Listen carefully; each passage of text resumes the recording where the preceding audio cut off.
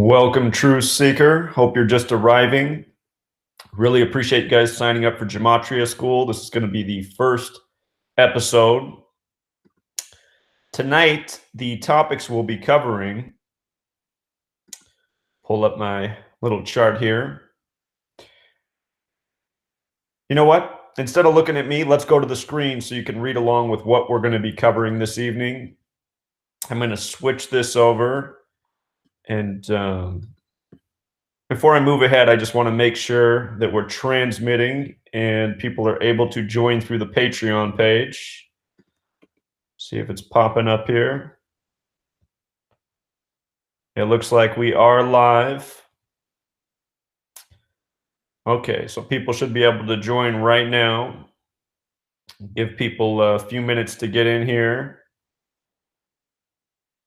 The one thing that I need to figure out is how to make it so that this window shows up before the presentation begins, because I have it scheduled, but I notice it doesn't show up until right at 6 o'clock when the broadcast begins. So, assuming people are joining, able to get into class, you don't want to be tardy. The topics we're going to be covering tonight is what is Gematria? We're going to look at the Holy Bible in Genesis and some eye-opening verses, some undeniable coding of the English translations of the Bible. We're going to practice with the 4-base ciphers. My goal is to help you be able to do the 4-base ciphers in your head. There's a real advantage to having that skill. And perhaps it might be too much of a challenge to learn all 4. But just learning the alphabetic order and the alphabetic order with the rules of numerology, if you can learn to do those ciphers in your head, you'll just catch a lot of things throughout the day, from advertisements, things you see on the street, road signs. And it's quite rewarding to be able to do the calculations and do them quickly enough to find the meaningful things that you pass along during the day. It's a lot like having on the sunglasses in the film They Live. We're going to make sure that we understand what prime numbers are, triangular numbers, and Fibonacci numbers, because they're very important to this study. Going to do the baseball example. Here we are in the baseball playoffs. A lot of people into the MLB playoffs, showing people the gematria of baseball and Major League Baseball. It's very fascinating.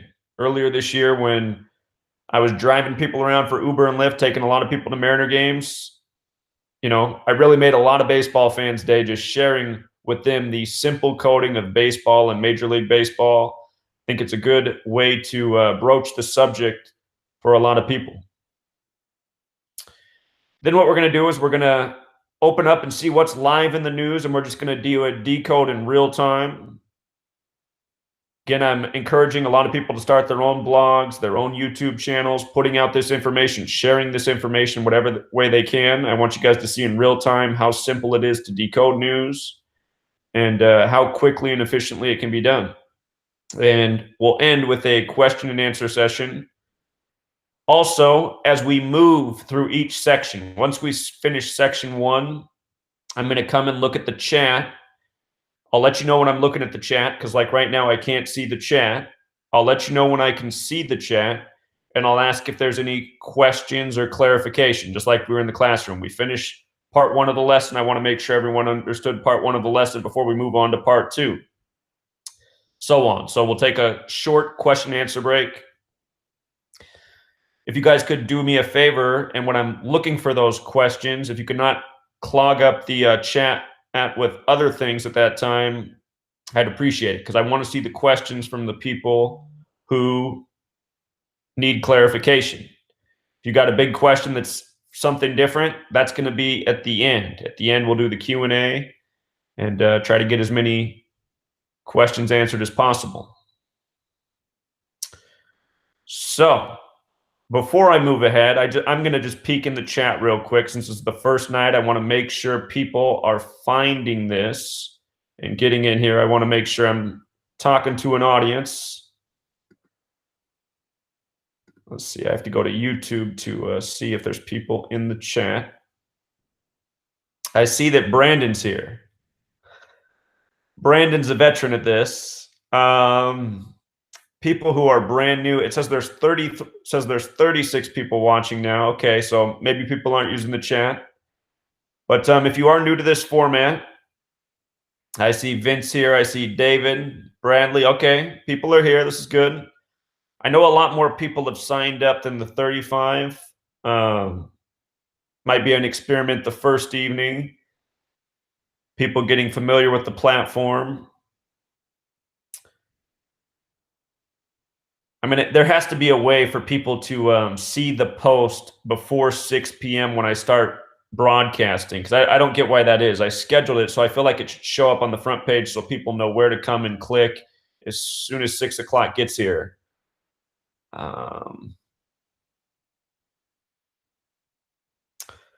Hello, everyone. Thank you for attending. Thank you for being on time.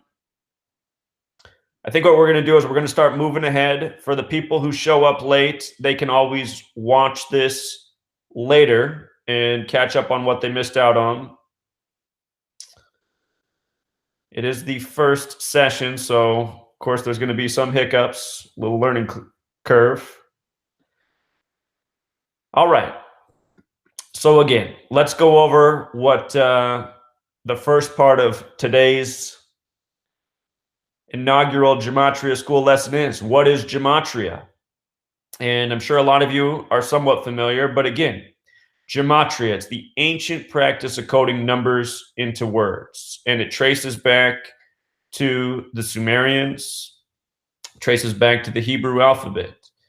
And it's a spiritual practice, and essentially it's about pairing words that have logical relationships as well as meaningful numerical overlap.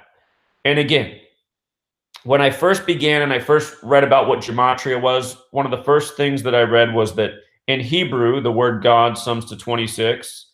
And in English, the word God sums to 26. And I said, well, that's really interesting, especially since there's a 26-letter alphabet. And I was looking for more information like that, some other matching words, and I was having trouble finding that. So I was like, you know what? I'll go out and I'll see what I can find. And I didn't know of any Gematria calculators or anything at the time, so I just started writing down words and decoding by hand. And fortunately, we now have tools such as Gematria.com. So when I first began, it wasn't long before I made this connection right here, which just blew my mind. It was just so mind-blowing discovering this, but just understanding that when you use the alphabetic order and God summed to 26, and it was the same in Hebrew, I said, well, if it's spiritual, I wonder if there's something to the name Jesus, because I knew that the name Jesus wasn't the original name. And so I wrote it out and I said, okay, Jesus equals 74. Well, what's the next most logical word to pair with Jesus? And I thought, I wonder what cross equals. And understand, I was writing these out. I had to think about it at the time. I was like, okay, C is the third letter. On a piece of paper, I had the entire alphabetic order written out. A is 1, B is 2, C is 3. So I could just look at that. And I was like, okay, R is the 18th letter, O is the 15th, S is the 19th. And as I added this stuff up, I was like, wow, okay, they're the same. I was like, what's another word? How about Messiah? And I couldn't believe it. I was like, wow, Messiah is 74? And then I was thinking, what's another word? Okay, gospel. Okay, gospel 74, parable 74. And then it was probably like a week later, I was just reading more about the name Jesus, and I discovered that Joshua was the English translation. And I said, you got to be kidding me. Joshua sums to 74. And then I had the logical thoughts. Well, what's English equal? Oh, English equals 74. That's strange. Okay, how about Gematria? Okay, well, this is starting to make some sense. And it was at this point that I shared something like this on Facebook, and I said, what do you guys think about this? And almost nobody commented. And the people who did were mostly concerned for my well-being. They thought something was wrong with me. And I thought, well, okay, I guess they don't think it's as interesting as I do. But being someone who's familiar with statistics, this seems highly improbable. And also around the same time, I said, well, let's see what something I'd always wondered about is where did the names of the states of the United States of America come from? And so I wrote out all 50 states, and I did them in both ciphers, because the other cipher I learned was the alphabetic order with the rules of numerology. And notice, like Gematria and English, they're the same in both, right? These are the ciphers I taught for years, in case you're newer here. The alphabetic order, A is 1, B is 2, C is 3, D is 4, up to Z, the 26 letters, 26. And then the alphabetic order with the rules of numerology, which again, A is 1, B is 2, C is 3, D is 4. Where it changes is when you get to J, the 10th letter, because 10 is a double-digit letter. You want to make each letter a single-digit number. So you take the numerology at 10. 1 plus 0 is 1. And you can just see that here. J becomes 1. K becomes 2. L becomes 3. Anyway, I mapped out all 50 states, and I noticed that only one of the 50 states summed to 74, and it was Oregon. And then I realized that Oregon was the 33rd state. And I said, the 33rd state, Oregon, the only that sums to 74. And I'd already had this realization about the Jesus and cross thing. And as most people understand, Jesus crucified on the cross at age 33. So I thought, there must be something about 74 and 33. There must be something greater about this number pairing. Why else would they make just the 33rd state out of all 50 states sum to 74 with the alphabetic order? And as we've learned in time, it seems to be a Masonic thing. This code's largely Masonic. Masonic 74, Masonry's 33. And something else I realized about the 50 states of the United States of America when I was in my earliest days trying to get this familiarity with Gematria, understanding it was a system of coding numbers into words and looking for relationships. What I thought was so interesting is that out of the 50 states, only 3 summed to 33. That was in the ciphers that I knew, the alphabetic order and the alphabetic order with the rules of numerology. None summed to 33 with the alphabetic order. But with the alphabetic order and rules of numerology, Delaware, the first state, was 33. Massachusetts, the 6th state, was 33. And think about how the numerology of 33 is 3 plus 3 is 6. And the only other one was the 50th and final, so the beginning and the end. And I thought that can't be a coincidence. 33 states, the beginning and the end. And if you use all 4 of the base ciphers, there's only one other state that sums to 33. In reverse reduction, New York's also 33. But looking for further evidence and trying to dismiss coincidence, I also took the time to decode the date numerology of all 50 states. Delaware was established on a date with 33 numerology. And out of the first 13 colonies, 3 were established on dates with 33 numerology. Delaware, the first, Rhode Island, the last, and the only other was the 9th, New Hampshire. And while it wasn't the 6th like Massachusetts, it being the 9th, 6 and 9 are numbers that have a lot in common. They're the same shape, they're just upside down. And then the other thing is 9 has a mathematical relationship with 33. 3 times 3 is 9. So those were my earliest, investigations, and they started to form the basis of my understanding that there really was something significant to the code of the numbers behind the words. And from there on, after each day, I would just document and build more on my understanding. And then I began sharing it with a network of people. And, we've come to the point we're at now where we have a greater understanding of what a lot of these numbers mean, how they're used again and again ritualistically. So, what is Gematria? Gematria, the ancient practice coding numbers into words. It's a spiritual practice. It's about grouping words with meaning and numerical overlap together. And that is most clearly explained through things such as English and Gematria. And, the example of Jesus, cross, Messiah, gospel, parables, and even the English translation of the name Joshua. Astronomical odds, practically 1 in a million for all of those things to have the same value, which shows that there's purpose behind it. It's not coincidence. So, Gematria. I think we understand what Gematria is. Kabbalah. Talk about this a lot. Kabbalah is where the significance of Gematria comes from. In the Book of Formation, which you can pick up. If you'd like to read the book of Amazon, I don't love to support Amazon, but I just want to show you how inexpensive the Book of Formation is. It is very inexpensive. It's a very short read. The price of this went up. That's funny. You know what's amazing? This used to be about $5 on Amazon, this book. When I got this book, it was about $5. Huh. And it's very short. I'm amazed that it's $15 now. Um, this might possibly be, I'm not sure if it's the same. It could be different. I have this version right here. It used to be $5. Huh. Okay, well, it's $15. It's more than I thought. But the Book of Formation begins with how God created the world by merging the letter with the number with the word. And merging the letter with the number with the word. That's exactly what Gematria is. So the core belief of Kabbalah is this is how the world was created. And that's why in the beginning of Genesis, which we're going to talk about in the next session, God speaks the world into existence over numbered days. And as God creates the world, God says, and God said. We're going to look at that term, and God said, in light of Genesis. And what's so interesting about it? The tree of life. What is that? Let's bring it up on the screen. Let's bring up a physical model of the tree of life. Very easy to access. You know, Google, who I definitely don't love as a company, they do make things easy for us. They brought convenience into our life.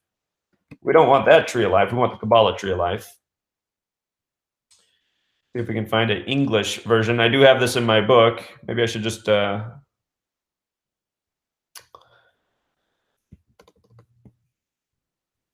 this is the tree of life.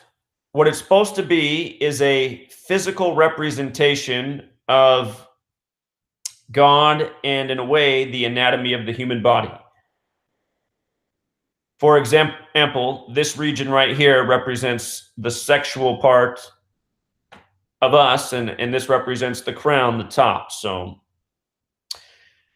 But the tree of life is this physical model for Kabbalah. And we'll get deeper on this in another session. But what's interesting in terms of Gematria about the tree of life, the physical model for Kabbalah within the English language, again, is best understood through the 4 base ciphers.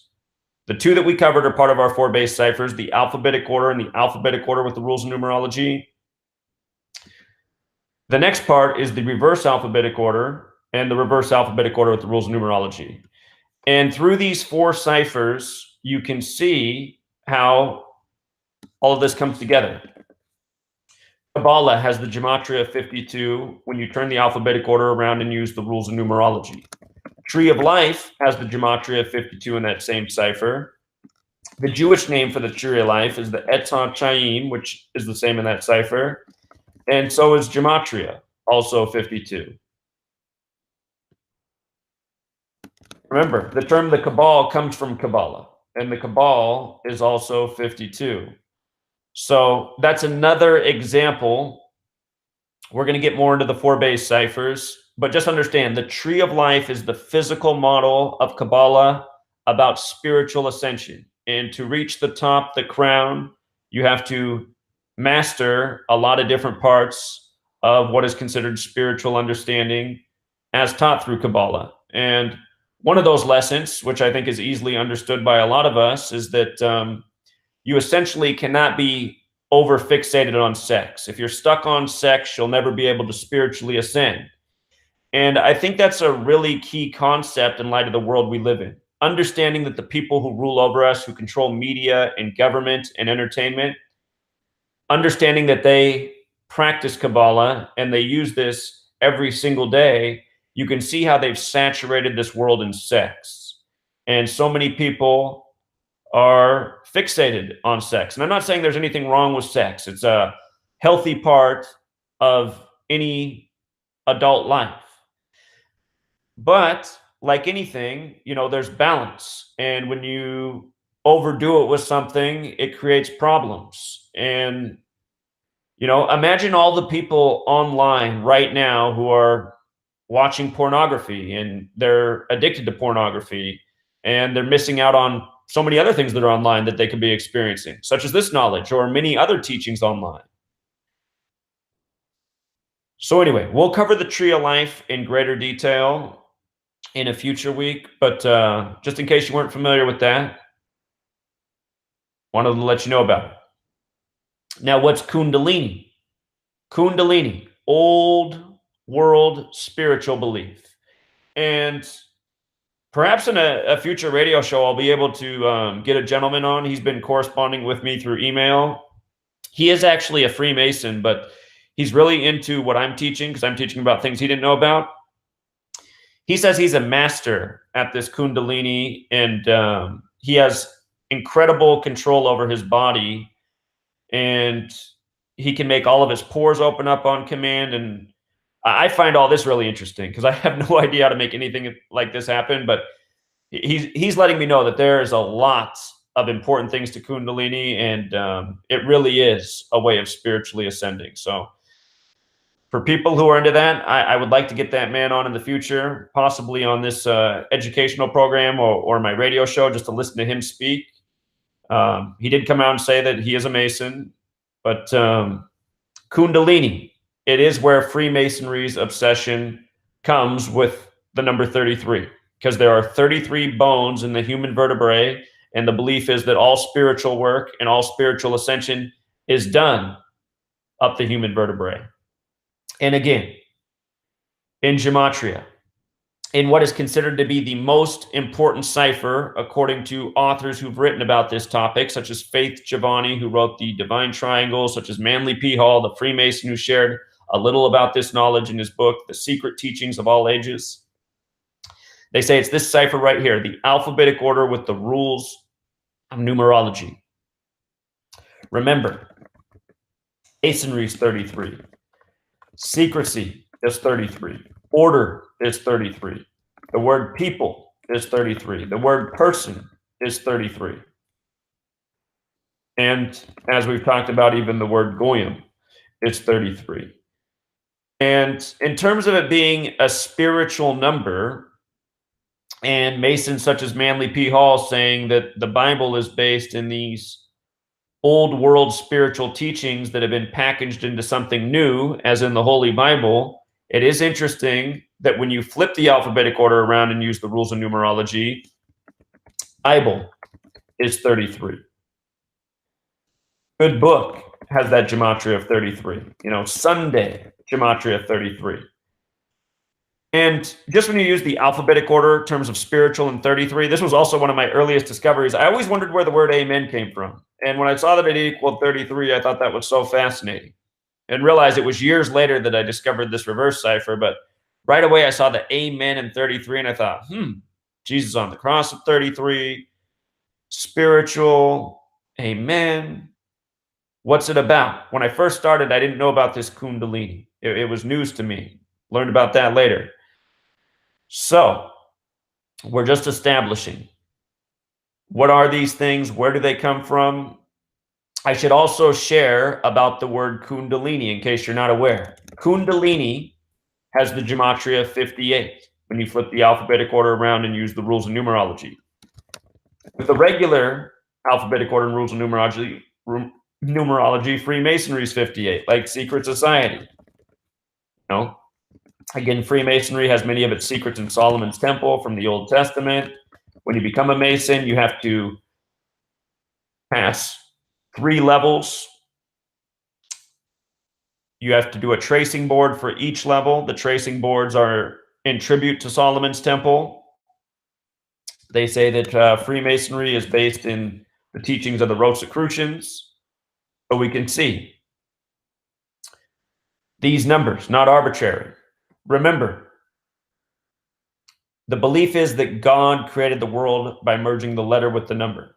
The 4-letter name of God from the Old Testament, which is known as the Tetragrammaton, it has the Hebrew gematria of 26, just like in English it's 26. And what's interesting is when you write out Tetragrammaton, it also has the value of 58. And the entire code is in tribute to God. And in Freemasonry, one of the qualifying things to be a Mason is that you have to believe in God. So we can start to see these numbers have meaning. And then just to talk about the numbers 5 and 8 for a moment. 5 in numerology has to do with creation. And think about your hand with the 5 fingers. Your hand gives you the ability to create. 8 has to do with the infinite. Think about God and infinite creation. And think about the Freemasons being builders. builders in service to God, or at least that's what it was supposed to be once upon a time. Seems that it's turned into something much different. Those of you who follow my work, I'm sure you're well aware of that. So the next piece, Hermeticism. What is Hermeticism? If you have not read my book, please do. As a member, if you've signed up for Gematria school, if you go to the bottom of all of the posts on the wall, you know what I'm going to do after class is over? I'm going to repost the book again for the $11 tier so you don't have to scroll through the bottom of the post. If you have not read the book yet and you've signed up for this class, you have already paid for the book because your $11 membership gets you the book. So I'm just going to link that post again in case you don't have it. But I want you to read the chapter I've done on Hermeticism. There's 7 Hermetic principles.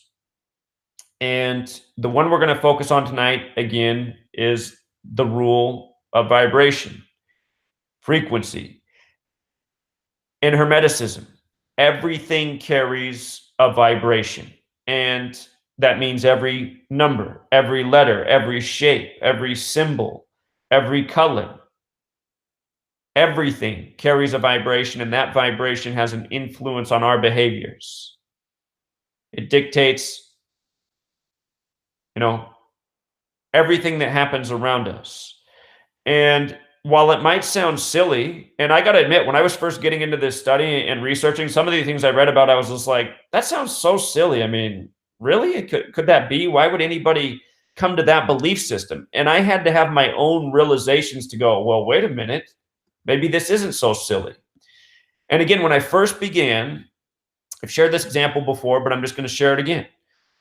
When I first began and was learning about these things, I wanted to put it to the test. I opened up a numerology book at a Barnes & Noble that was still open by my house at the time, and it also shared this same cipher that's on the screen, the alphabetic order with the rules of numerology, and the author claimed that if you used this cipher to decode your name and the people in your life around you, you're going to start to see these relationships in numbers. And I thought, I wonder if that's true or if this is just something to sell books. And so again, I put it to the test. I wrote out my full name. And I said, okay, my name equals 89. I don't know what that means. I wonder what my dad's name equals. So I typed in my dad's name. His full name's Timothy Stephen Hubbard. And I said, you got to be kidding me. The exact same number as me. And as soon as I saw that, it just clicked into my head right away. I said, my goodness, my mother is born on September 8th. The majority of the world writes that date 8/9. And I said, okay, I guess this is what that author was talking about. And so I did plug in my mom's name. And her name is not the same as ours. But what is interesting is Donna Jean Hubbard, her full name sums to 62, right? My father's and our names sum to 89. And in the study of numerology, you also break down the numbers into their single digit. 62 becomes 6 plus 2 is 8. 89, 8 plus 9 is 17. The numerology is 17 is 1 plus 7 is 8. So all of our names do break down to 8. And I'm sure you've heard me talk about this as well. My parents, they gave me a 19-letter name, and I was born at 19:19 p.m. on July 21st, 1983. And the thing about 19 is it's the 8th prime number. And in case you're new here, gematria.com, this calculator's your friend. If you come up to tools, if you go to calculator, it's going to load the 4 base ciphers for you. You want to play around with those ciphers, you go there. But if you want to learn about numbers, you come to number properties. And if you type in a number, it'll tell you things about that number. So if you type in 19, for example, it'll tell you, is it a Fibonacci number? No, it's not. It would say, yes, it was. Is it a triangular number? No, it would say yes, just like how prime says yes. So 19 is the 8th prime number. And, just in case you missed what I showed before, what else is really interesting is my dad, if you take out his middle name, Timothy Hubbard, with this cipher, 67. July 21st, the day I was born, 67. Click on that number, you'll see that it's the 19th prime number, like father, like son. And what else is a trip is Donna Hubbard. When you flip the alphabetic order around and use the rules of numerology, is also 67. So, I had never seen any numerology book or source recommend anything besides this cipher, the dark blue one. But perhaps this study, there's a lot more exploring and understanding to be made. That's the way the world is, right? People make discoveries, and through experimentation, you see if there's relevance. So, to me, I see this topic as something we're all learning about together. I'm teaching you what I know, but there's just so much more to understand. So, next piece, alchemy. When a lot of people hear the word alchemy, they think about turning lead into gold. And what alchemy is really about is improving your mental state. You know, for example, if you were routinely depressed, it would be about working at solving that outside of pharmaceuticals. You know, so we're going to get into alchemy and hermeticism and all these things deeper in weeks ahead. But tonight, I just want you to have a concept of what these terms are. Alchemy is about improving states of consciousness. So, before we move on, I want to go out to the chat and I want to take a moment to see if anybody has any questions. It says 50 people are here now. My eyes are now on the chat so I can see if anyone has any questions. Does anyone have any questions right now before we move on to section 2? And you can also say if you're enjoying this, or if I'm speaking too fast, or if there's anything you'd like me to do as we move along. Want to make sure that I'm communicating clearly. I don't see anyone posting anything in the chat, so I'm thinking we're A-okay to move on.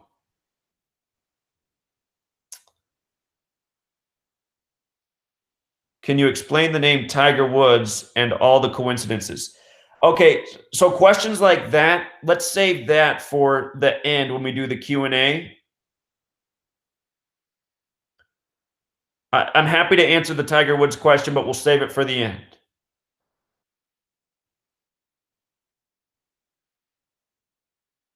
Okay. It looks like everyone's satisfied.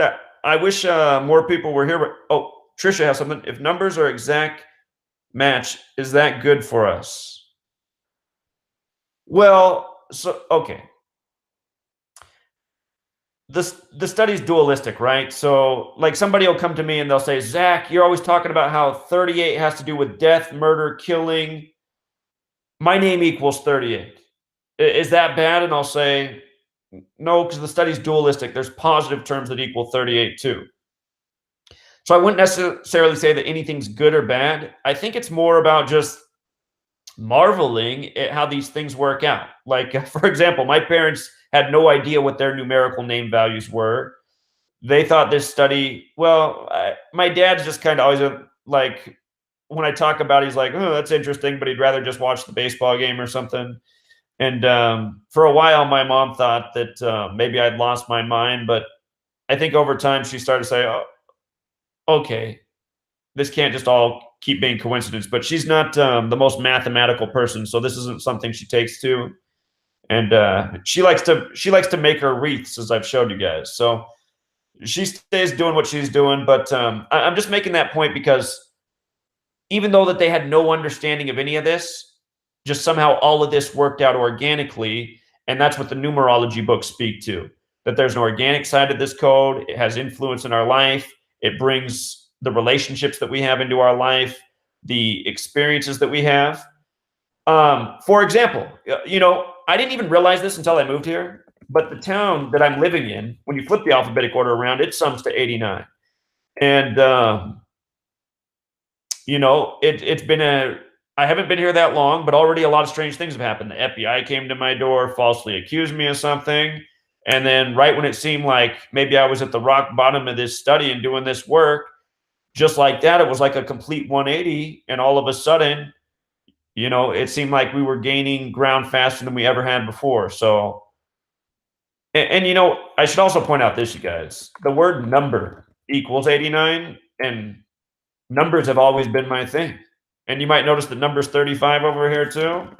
Zachary's 35. That's how old I am right now. And so anyway, 35 has that numerology at 8, like how all of our parents connected that way. So I'm still trying to decipher how relevant all of these um, ciphers are to our actual name. Because in the numerology books, it says that this is the one. The dark blue one is the one that matters. This is the one you use for your name. This is what's pure. And it does seem to be the most true cipher. But then again, I'm seeing things in the other ones and I'm saying, well, is that a coincidence? I mean, it doesn't feel like it. Feels like there's something going on. So, wait, let me go back out to the questions real quick before we move ahead, just in case anybody else did want to ask something.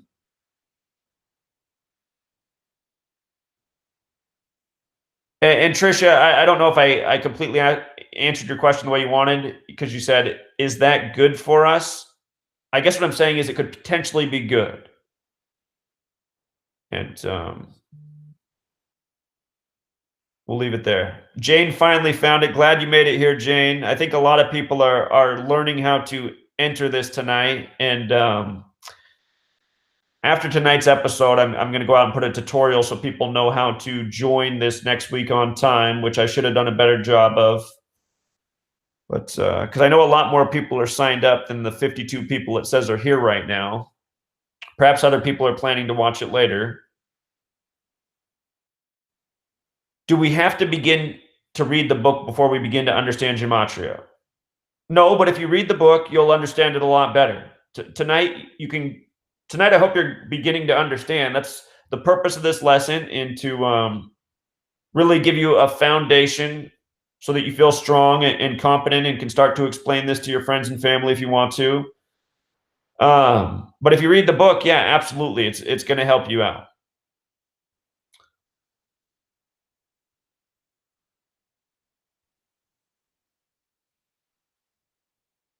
What Seth is saying about how the different numerical values carry different energies is what the Hermetic teaching is, that every number carries a different vibration, and these vibrations have influence. Perhaps that's why my parents came together. You know, perhaps you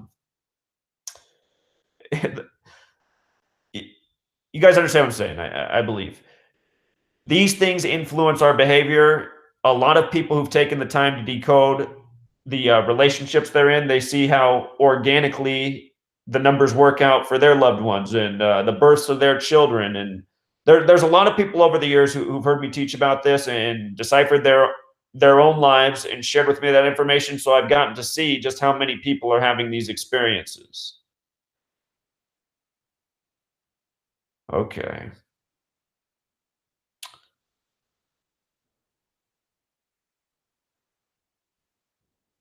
Okay, you guys, I'm going to go back to the lesson. We're going to move on to part 2. Again, at the end of each section here, I'm going to come back and check on questions. And then remember, at the very end, we're going to have a big Q&A. So we're already 40 minutes into this. I'm taking a little bit longer than I meant to. But let's look at the Holy Bible and Genesis. And again, as I do this, you might have seen me do this before, but I want you guys to, again, get in the practice of doing these things too for your own research, assuming you want to do your own research. What's awesome about Gematrinator is you can put Hebrew words in here. And thanks to the age we live in, our favorite alphabet company, if you just type English to Hebrew, it will bring up a translator for you. And if you type in a word here, it will give you the Hebrew value. If you highlight that and do Control C, or if you don't like shortcuts, if you just go up to Edit Copy, then you have the Hebrew value. Then you can come to gematrinator.com and you click on the ciphers. You come down to the foreign. And what Derek's done is he's taken the 4 most common Hebrew ciphers. He's taken the 4 most common Hebrew. There's many ciphers in Hebrew, but these are the 4 most common. If you type in or just paste in the Hebrew value. So if you click here and do Control V or come up to Edit Paste, it'll paste the value. And then you can see what the Hebrew translation is. And notice the value of 137. That is the 33rd prime number. Remember, the physical model for the tree of life is supposed to resemble the human anatomy. And With regards to 107 being the 33rd prime, think about the 33 bones of the human vertebrae and how in English, in our most pure cipher, people's 33, persons 33. Society is also 33. I don't think I mentioned that earlier. Society's 33. I also think about how the spine is the center of the nervous system and how, in a way, humanity is like a giant nervous system. To follow my thought on that is I'm sure you've had the experience where you have a good friend or your family member or your significant other, and sometimes you just get this feeling and you know something's up, and then you find out that, oh my goodness, this happened. And sometimes it's really good news, sometimes it's bad news, or sometimes you're going to the phone because you just sent something, and then that person you're thinking about, the phone rings and it's them. To me, this is that it's like that spiritual realm around us that we're all connected to, and that's also at the same time somewhat of a mystery. And consider this Kabbalah study is part of the ancient mystery religions. So anyway, 137 is the 33rd prime. And Kabbalah says that God created the world by merging the letter with the number with the word. And in the beginning of Genesis, just in case you never read the Bible, let's just pull up Genesis 1. And this is the New International Version. By the way, NIV equals 45 like Holy Bible. But Genesis, in the beginning, God created the heavens and the earth. Now the earth was formless and empty. Darkness was over the surface of the deep, and the Spirit of God was hovering over the waters. And God said, let there be light. And there was light. God speaks the world into existence. Then as you go on, the days are numbered, what he does on each numbered day. The sixth day, the last day of creation, the seventh day, God rests. So, what does Genesis mean? It means in the beginning. That is the translation of Genesis. In the beginning, and with our alphabetic order, in the beginning sums to 137, right? Let's just get rid of our other ciphers over here for a moment, just so it doesn't look so cluttery. I don't know if it bothers you like it bothers me, but sometimes, whoops, I got rid of the wrong ciphers too. Sometimes I just like to look at less things on the screen. It just helps my eye focus and the information sink in. So here we have the alphabetic order. Here we have the alphabetic order with the rules of numerology. And you know what I'm going to do? I'm going to pull up another Gematria calculator with just Hebrew values. So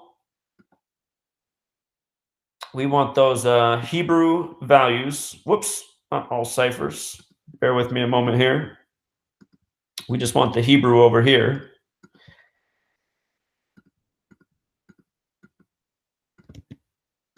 Again, the Hebrew value of Kabbalah is 137. And I want you to notice that when you just take the alphabetic order, this cipher right here that says Hebrew Gematria is supposed to be the most true cipher. These ones, Hebrew reduction and Hebrew ordinal, are the alphabetic order with Hebrew, and then the alphabetic order with Hebrew and rules of numerology. The exact same as these two ciphers, right? And if you write out Kabbalah, notice Kabbalah is 38 in ordinal, just like in Hebrew it's 38 in ordinal. And think about what in the beginning was. It was 137 and 83. But remember, if this was Hebrew, the way we would read 83 is 38 because you read right to left. 83, 38, reflections of each other. And I didn't plan this, but today, October 9th, is the day leaving 83 days left in the year. And think about this. Gematria school is beginning today. I did not mean to do that, but I thought about that later. I said, it's kind of funny it worked out that way. So the other thing to notice is 137 and 38 in numerology. 1 plus 3 plus 7 is 11. 3 plus 8 is 11. And in reduction, Kabbalah equals 11 in Hebrew. 11 is the master number. Remember, the Bible, most Bibles are 66 books. And when you add 1 through 11 together, it equals 66. Revelation, just to make a point, has that gematria of 121 with the alphabetic order, which is a number that has a square root of 11, the 66th book of the Bible. And the first published Bibles were Gutenberg Bibles, which are 66 books in length. Now, what are the odds? The first published Bible, the Gutenberg Bible. 66. And of course, in Revelation, the final book, Jesus returns, right? You add 1 through 11, it equals 66. So we're going to go over all those triangular numbers, make sure we have all that straight at the end. So, Holy Bible and Genesis. In the beginning and Genesis in light of Kabbalah. I think we made that point clear. God speaking the world into existence over numbered days. I think that's understood why that's significant. Let's also remind why it's very interesting that God rests on the 17th day. God has the Gematria of 17 in the reduction cipher with the alphabetic order. Another name from God for the Old Testament is El. El with the alphabetic order 17. You know, we learn about the stories of Zeus here in the United States, the Greek god. The Greeks practiced this coding of letters and numbers. Zeus 17. Rest also 17. And 17 is the 7th prime number. God and rest 17. God rests on the 7th day. Think about the Freemasons with their logo with the capital G, where you have to believe in God to be a member. And the word Mason, 17. G is the 7th letter. I think you're connecting the dots. So let's come back here. Why does it say, and God said, before God makes his creation? Why is it continuously, and God said, and God said, and God said? Are those words arbitrary, or is there something behind them? Let's look. What's interesting about and God said? Notice the gematria of 78 with the alphabetic order. Genesis equals 78. And the most curious verse in Genesis is the 78th verse, which is Genesis 3:2:2. And let's just use my book real quick to make this point a little quicker. What's nice about my book being electronic files, you can use the search and you can type in key things and it'll pull up where these things are brought up in the book. So it's page 109, which is kind of funny because today's October 9th. But here it is right here. Genesis 3:2:2. What's really interesting about this verse, in the New International Version, it reads, and the Lord God said, the man has now become like one of us, knowing good and evil. He must not be allowed to reach out his hand and take also from the tree of life. And remember, the tree of life is the physical representation of Kabbalah. From the tree of life and eat and live forever. The King James Version reads, and the Lord God said, behold, the man is become as one of us to know good and evil. And now, lest he put forth his hand and take also of the tree of life, uses the same wording there, tree of life, and eat and live forever. Again, King James was a Freemason. He was a Rosicrucian. They're invested in this knowledge. They're very much aware of this code that existed many years before English existed. Now, what's a trip is taking these respective verses, the New International Version and the King James Version, they use different wording, but despite using different wording, they arrive at the same gematria value. And I'm just going to copy and paste this so we can verify it. This is an absolute fact. I want to pull up all 4 base ciphers here.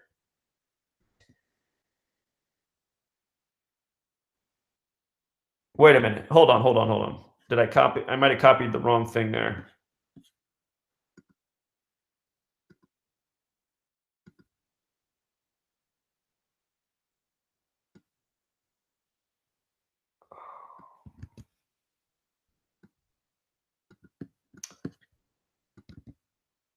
So you take the way that the New International Version presents that. And the Lord God said, the man has now become like one of us, knowing good and evil. In the reverse reduction 3:2:2, right? Then you come back and you take the version from the King James, which has a different wording. But despite the different wording, and as I talk about in the book, if you haven't read it, both the New International Version and the King James Version, they're both coded out. So here's the King James way. And the Lord God said, behold, the man is become as one of us to know good and evil. Also 3:2:2. What is 322 again? Let me remind you in case you've forgotten. Ancient mystery religions. 322. What are the ancient mystery religions? They're all the things we covered in the beginning. They're Hermeticism, they're alchemy, they're Kundalini, they're Kabbalah. These are the ancient mystery religions. And again, in this verse, it talks about the tree of life.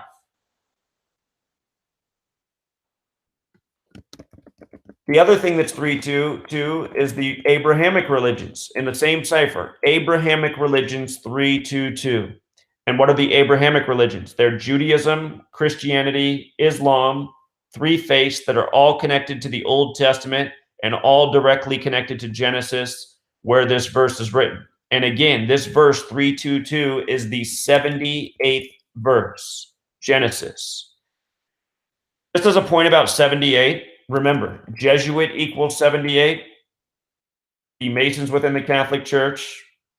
Again, the story is that after the Crusades, the Knights Templar secured this code, Kabbalah, and brought it back to the Catholic Church. And then the code slowly spread among elites in Europe.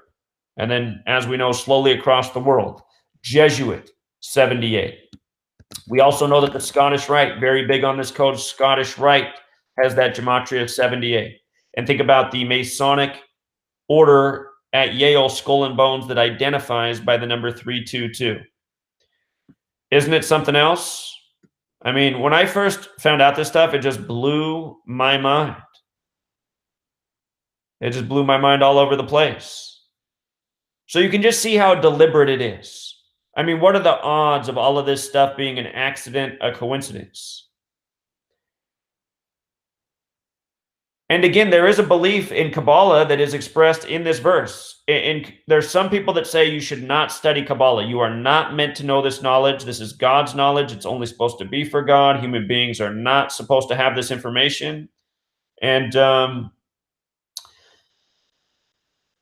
you see that in a lot of religious people. I mean, all the people who come across my work and say, oh, this is the devil's work. This is Satan's work. You're not supposed to touch this stuff. You're not supposed to know about this. You shouldn't even talk about it. In a way, it's like they've received that message and they're obeying it. And, you know, to me, it's not like I'm trying to ascend with Satan or do something evil. To me, what this began with was realizing that something was very dark and wrong in the world, and the elite were doing something by some sort of numerical code, which I had a vague idea of. And it just took lots of uncovering and researching and year after year working at things and taking the time to decode. And I realized, oh my goodness, this is what it's all about. This is what it's all about right here. So it's not like I want to disobey the people who say and who put out the warnings about Kabbalah. To me, it's like, well, I just want to do this because something needs to be done in this world, because we're all living in a darker place than we need to be, because these tyrants are doing what they do every single day, creating the needless fear and division and hate, and it just does not need to be this way. So I had no idea when I started this study that there were these warnings not to touch this subject. Another verse I want to look at, Genesis 3:5. You know, this is another mind-blowing thing to me, something that really opened my eyes. I think you'll understand why I'm saying that after we read this verse. Genesis 3:5.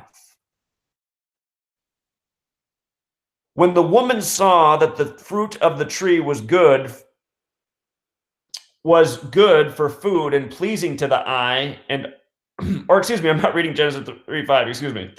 3:5 right here. For God knows that when you eat from it, referring to the fruit from the tree, for God knows that when you eat from it, your eyes will be opened and you will be like God, knowing good and evil.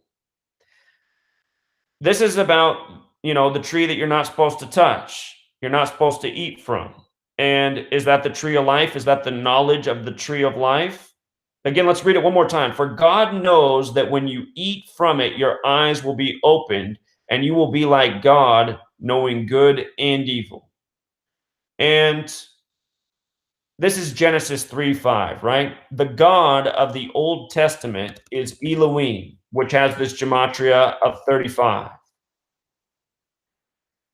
In Hebrew, the name Elohim has gematria 47, another number that if you follow my work, you're very familiar with, but we're going to stick with the 35 for right now. Now, the other thing here is about the eyes, right? Again, for God knows that when you eat from it, your eyes will be opened, and you will be like God, knowing good and evil.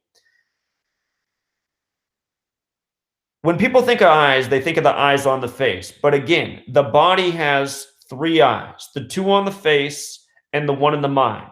And with the alphabetic order, I want you to think about this. I, 3 letters, 3 eyes. Again, 2 on the face, 1 in the mind. The word I with the alphabetic order sums to 35, kind of like Genesis 3:5. And notice, E is the 5th letter. There's 2 E's in here, 5 and 5.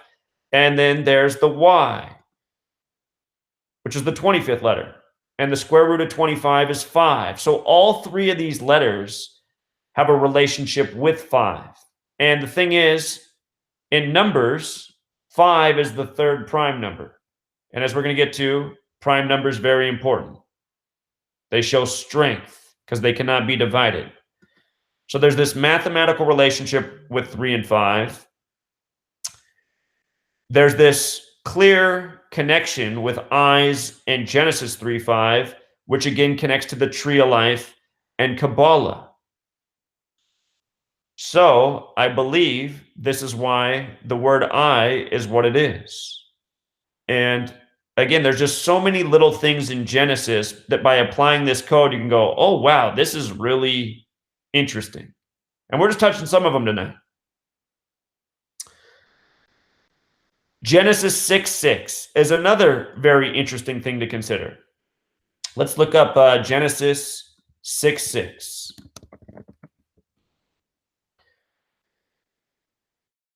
So in Genesis 6:6, it says, the Lord regretted that he had made human beings on the earth, and his heart was deeply troubled.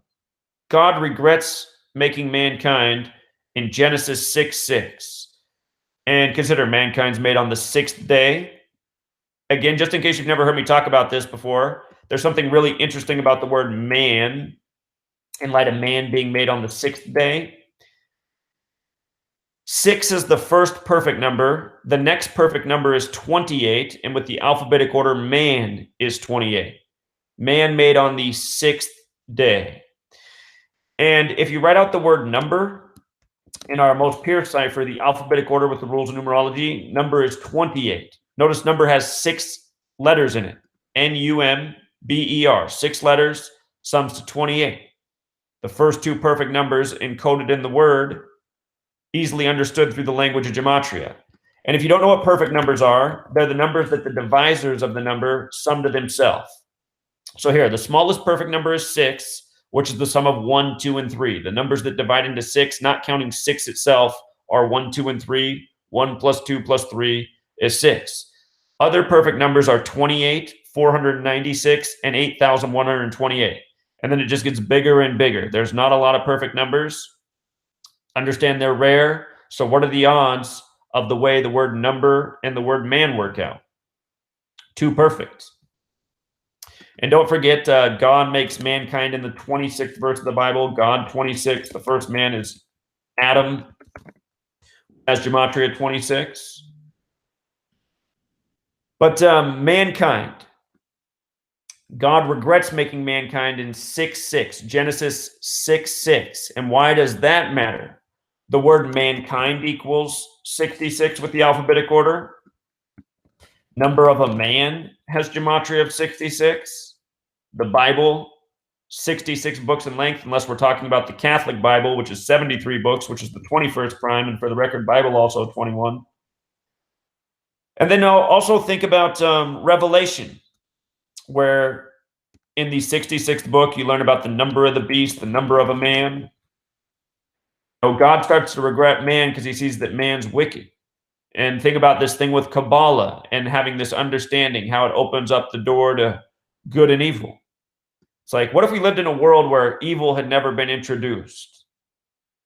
I mean, it's hard to imagine because none of us have ever lived in that world, but how different things would be. So, that is the conclusion to section 2. We're 1 hour into this teaching lesson. For those of you who showed up late, fear not. When this is over, you'll be able to start the video and watch from the beginning. So really, you won't have missed anything. That's the beauty of this. And these videos are going to remain up forever. As long as you're a member of this Patreon page, you'll always be able to go back and revisit these lessons. You're welcome to share them with friends and family. You just got to be able to log into your Patreon account.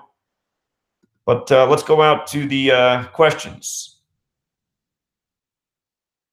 Okay. Zach is a 4, I believe. Maybe you guys were asking about my birth numerology. I am a 4, if that's what you were asking.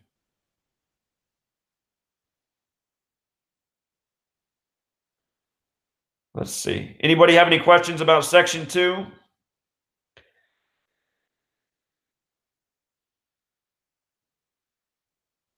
So somebody says, when you say some word phrase has a gematria of, are you referring to any of the ciphers or a specific example full reduction cipher?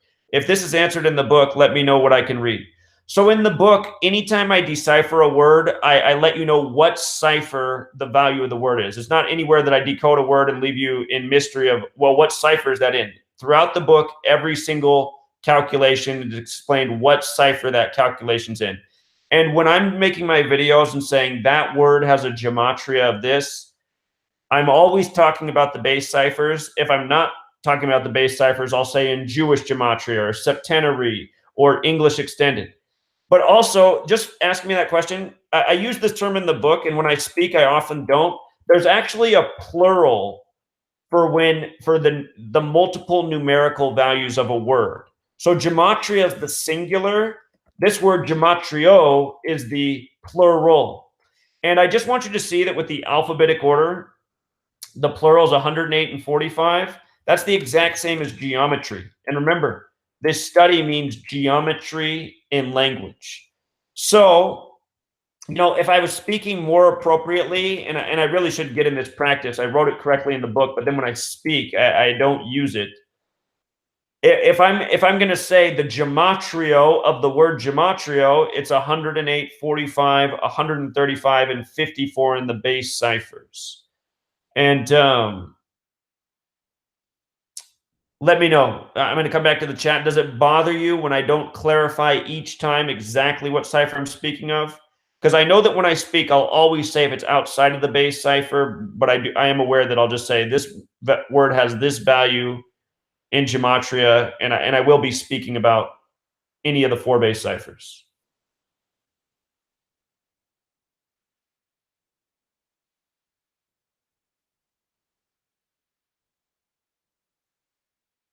I've heard about this book, The 12th Planet by Zecharia Sitchin, and I have not, but that is something I should pick up. A lot of people recommended that book to me.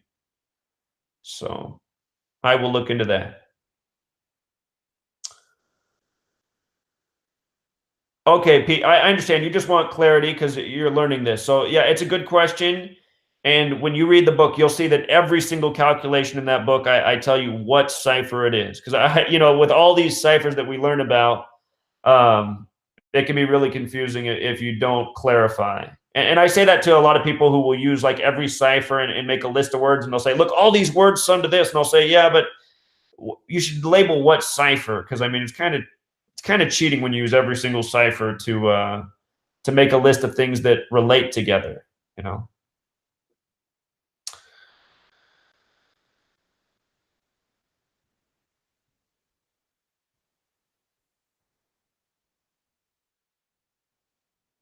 The religions don't want anyone to speak of G. Do you mean this study of gematria?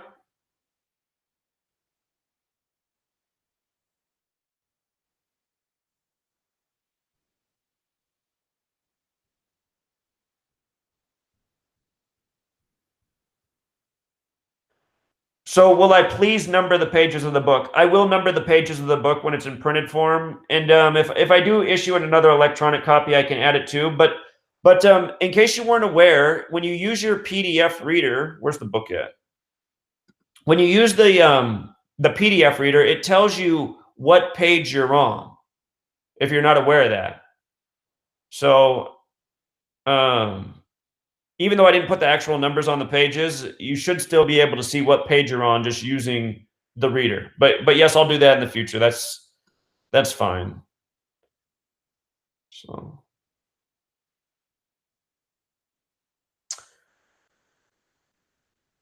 was it my question?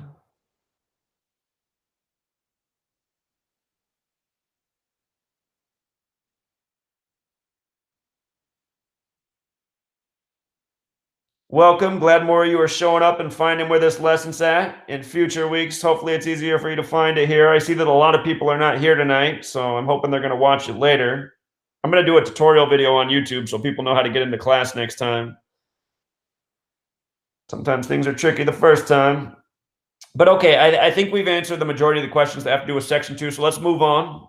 I'm moving slower than I planned to. I thought we'd be moving a little bit quicker along, but don't want to rush it. So let's do cipher practice. Let's talk about the 4 base ciphers and also learning how to calculate in your head. But before we do that, let's just go over them on the calculator, because anyone can access this calculator for free on your smartphone, on your computer, on your tablet. We're going to go to gematrinator.com. I'm sure you're familiar with the site. And again, let's just go through each cipher and the logical rules of how the 4 ciphers work together.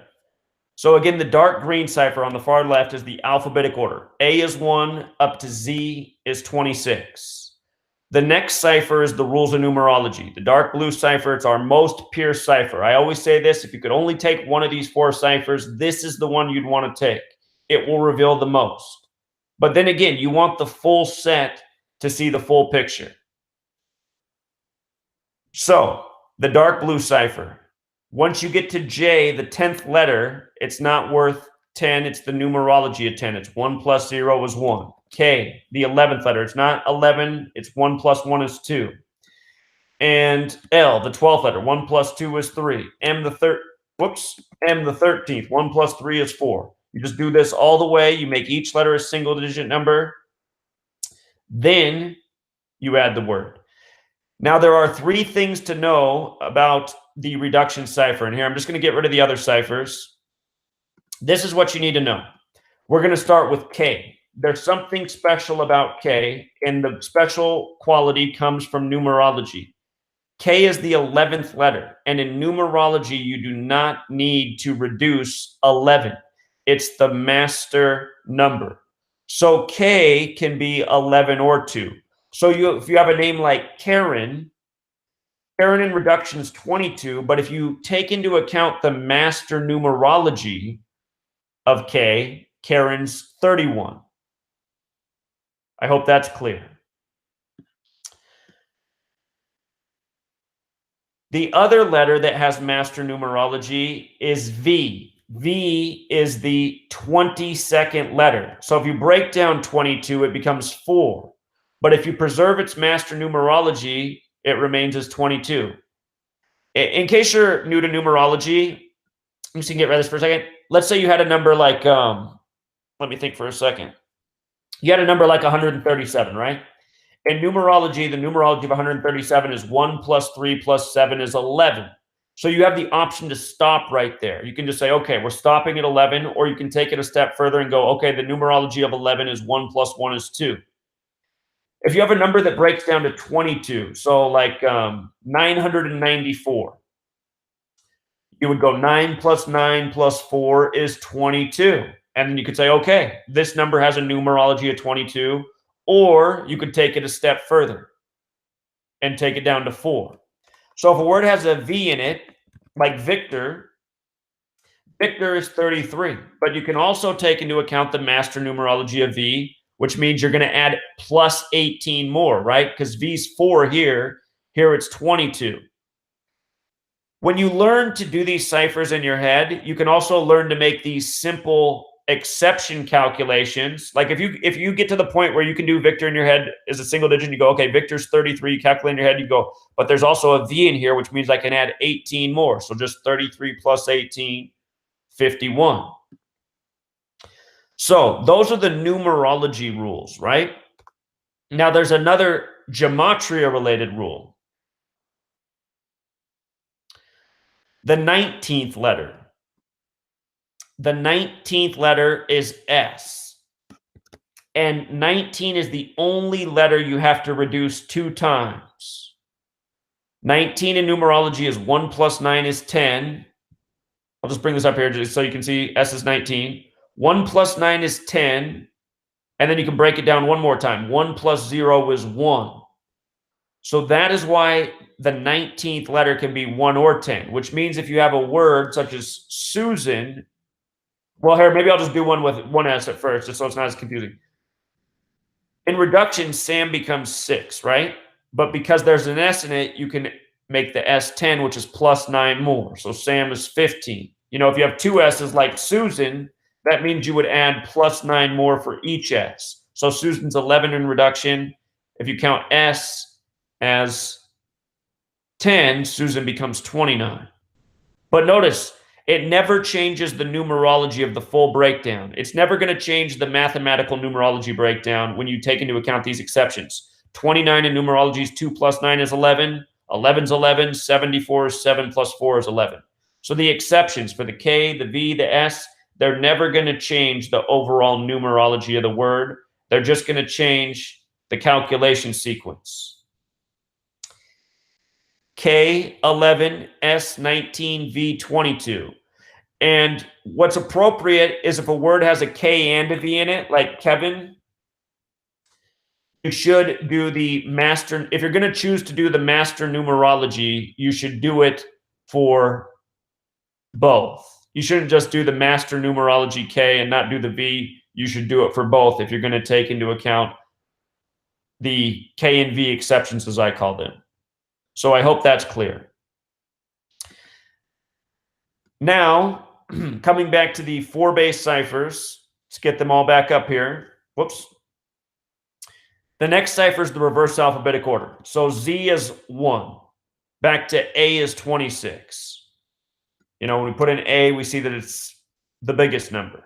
And the last cipher is the reverse alphabetic order with the rules of numerology. And let me just get up the reverse cipher here with the rules of numerology. The 4-letter name of God. The 4-letter name of God in reverse reduction is 8. But notice, there's 2 H's. And when you flip the alphabetic order around, H becomes the 19th letter. So that means the exceptions can be used for H, just like they are for S with the normal alphabetic order. And when you do that, the 4-letter name of God becomes 26, just like how in Hebrew, the 4-letter name of God is 26. And I want you to think about this. What you're doing here is you're making the H's worth 10, right? The 4-letter name of God in Hebrew begins with the 10th letter of the Hebrew alphabet, which is pronounced Yod, Y-O-D, not unlike God. Sounds just like God. Yod, God. To me, I see this as a really clever tribute within the English language to Hebrew and to that 10th letter Yod. Let's bring back all 4 base ciphers without the exceptions again. Remember, when you write God, you get all of these outputs. 26, we know why that matters. In Hebrew, the 4-letter name of God sums to 26. 26-letter alphabet. God created the world by merging the letter with the number. The word letter in our most important base cipher, 26. But coming back to God. God, 17. We know why. L, 17. Zeus, 17. 17 is the 7th prime. 7 in numerology means divine completion. God created the world in 7 days, resting on the 7th day. How about over here? Now we flip the alphabetic order around. What's significant about 55? 55 is a very special number. It is the 10th triangular number, meaning if you add 1 through 10 together, it equals 55. 55 is also the 10th Fibonacci number, and the Fibonacci numbers are said to be the numbers of God. Fibonacci numbers, they're connected to the golden ratio, 5. The mathematics of the Fibonacci sequence in phi, they show up in our handprint, in the spiral of a seashell, in the shape of the galaxy. So many different things that naturally occur in this world. That's why they're considered to be the numbers of God. This is part of where that belief of God being the master mathematician comes from, that this very special mathematical ratio and relationship shows up in so many things, living and unliving, the things of this world. You know, a leaf, so many different things. A ram's horn. So, God 55, God breaks down to 10. Again, in Hebrew, the 10th letter is the first letter of the name of God, Yah. Also, notice that God is just 10 when you flip the alphabetic order around and use the rules of numerology. The other thing that you should understand is the number 1 in numerology is also used to explain the symbolism of God. And the reason that is because 1 is the only number out of all numbers that divides into all other numbers. That means 1 can be found in all things. Just like a spiritual person will tell you that God is in all things. God is in all of creation, just like the number 1 is in all things. 55 and 10 both break down to 1 in numerology.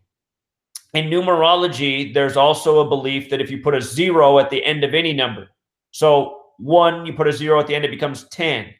2, you put a 0 at the end, it becomes 20. 3, 30, so on. If you put a 0 at the end of the number, it adds this extra divine power.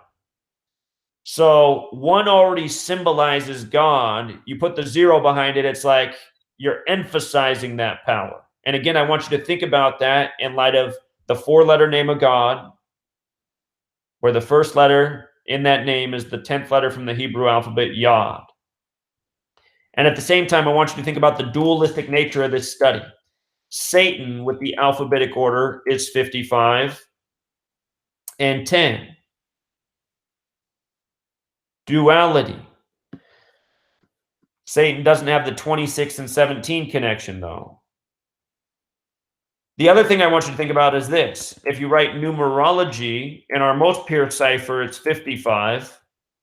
Again, you add 1 through 10 together, it equals 55. In numerology, 5 plus 5 breaks down to 10. And then again, 10 breaks down to 1 plus 0 is 1.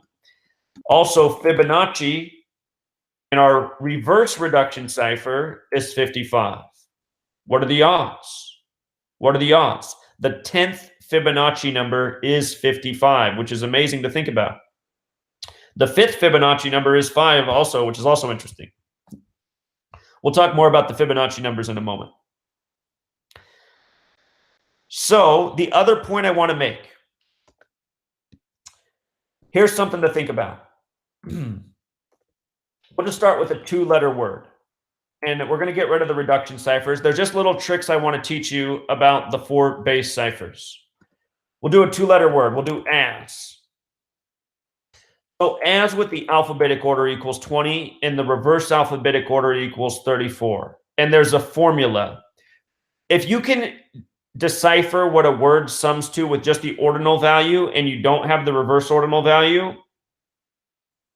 there's a mathematical proof that you can do that will automatically tell you what the word's going to sum to in reverse. So this is how this works. Let me do a different word since we already saw. Let's just do of. So of is the 15th letter plus the 6th letter, 21. We want to know what of is going to equal in reverse. This is how we know without even seeing the cipher.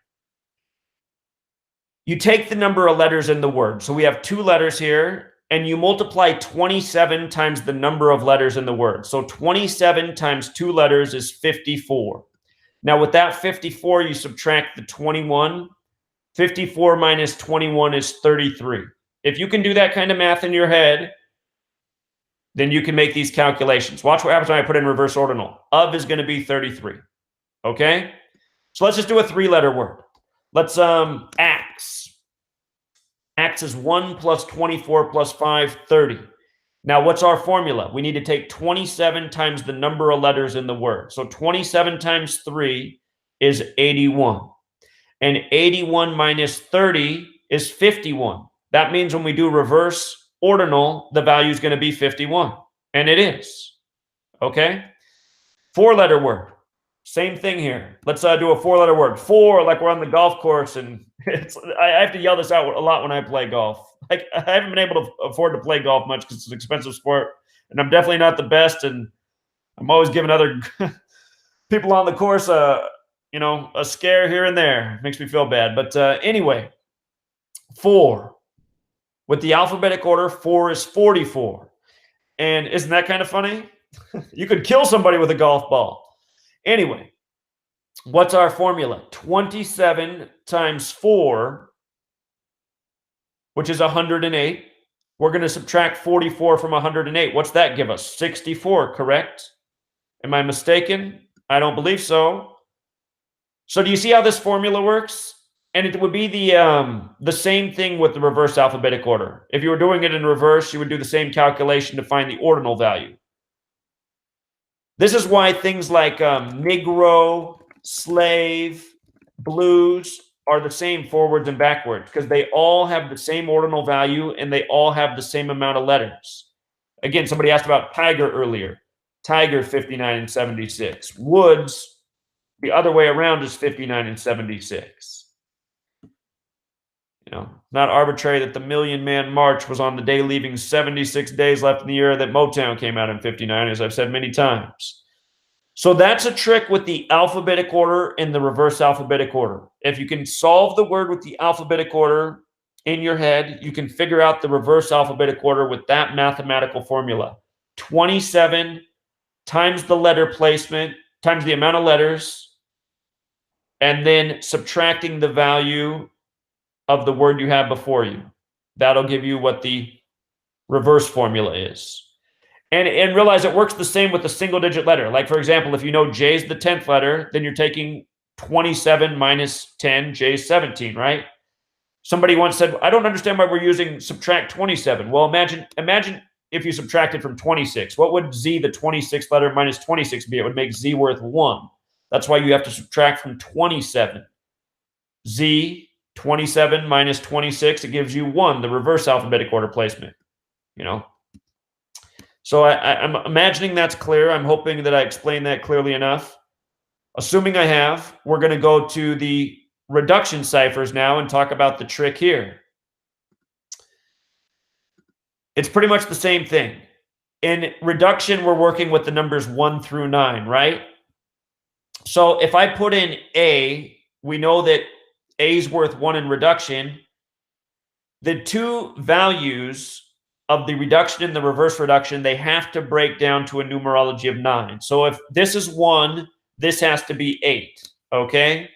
1, 8. They're always going to be 9.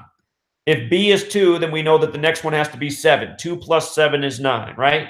If we know that C is 3, then this has to be 6. 3 plus 6 is 9. So what's D? D is going to be 4 and, of course, 5, right? Now look, the one thing that might confuse you is this. And what's really interesting, the way the alphabet works out, is that I is 9 both ways. So is R. They're the only letters that break down to I, or 9. I and R. If you're a sports fan, I'm sure you know about the IR, the injured reserve. It's a good way to remember these letters. But look, this still fits our formula. 9 plus 9 is what? 18, and the numerology of 18 is 9. So we still get the breakdown to 9. And this is also why any word that has a numerology of 9 will have a numerology of 9 both ways always. There's no exception to that. Any word that breaks down to 9, and in fact, in all ciphers, it will always be all 9s in the base cipher. If a word is 9 in any one cipher, you know it's going to have a 9 numerology in the rest. Are you following me? 8 plus 1's 9, 2 plus 7's 9, 8 plus 1's 9. Understand? If it breaks down to 9 in one cipher, it breaks down to 9 in all, always. And at the same time, if a word breaks down to okay, let me get rid of this. Let me just start over here and get rid of the reverse just to build up a point. Like I talked about earlier, with the alphabetic order and the reverse alphabetic order, a word, it's going to break down to the same numerology always in both ciphers. So the name Adam, it's 19. In this cipher, 1 plus 9 is 10. 1 plus 0 was 1. In this cipher, it's 10. 1 plus 0 was 1. Breaks down to 1 in both. Any word is going to be the same. Sue breaks down to 9 in both. Any word, there's no exceptions here. Mom breaks down to 5 in both. Because they both break down to 5, what do you think that means about the value of mom in the reverse ciphers? It's going to be a number that breaks down to what? If these both break down to 5, what are they both going to break down to in the reverse cipher? You might not have the answer yet, but you're going to catch on if you don't. I'm going to tell you right now, they're both going to break down to a number that's 4, because 4 plus 5 is 9. It's always going to come back to 9 from the reverse and the ordinal. Understand? So let's just do mom in reverse, and we're going to see that it's numbers that breaks down to 4 for both. And it's the same thing with reverse. These two ciphers are always going to produce values that break down to the same numerology. So mom's 40 and 13 over here, 4 and 4. With the regular order, they both break down to 5. 5 plus 4 is 9. Okay? I hope I'm explaining that clearly enough. Everything's going to come back to 9. I wanted to do something besides 5 and 4. Oh my goodness, I'm just going to 5 and 4 words. What's wrong with me? Oh my goodness. So here's a different one. Loan. Loan breaks down to 1 with our regular order ciphers, right? 1 and 1. With our reverse ciphers, words that break down to 8 and 8, and 1 plus 8 is 9. It always comes back to 9. Remember, 9 is the glue in numerology. Any number multiplied times 9 will take on a numerology of 9. For example, 1 has a numerology of 1. You multiply it times 9, it becomes 9, right? 2 has a numerology of 2. You multiply it by 9, it becomes 18. 18 is 1 plus 8 is 9. Any number multiplied by 9, and I mean any number. You could go to infinity if you need to prove it to yourself. Any number multiplied by 9 will take on a numerology of 9.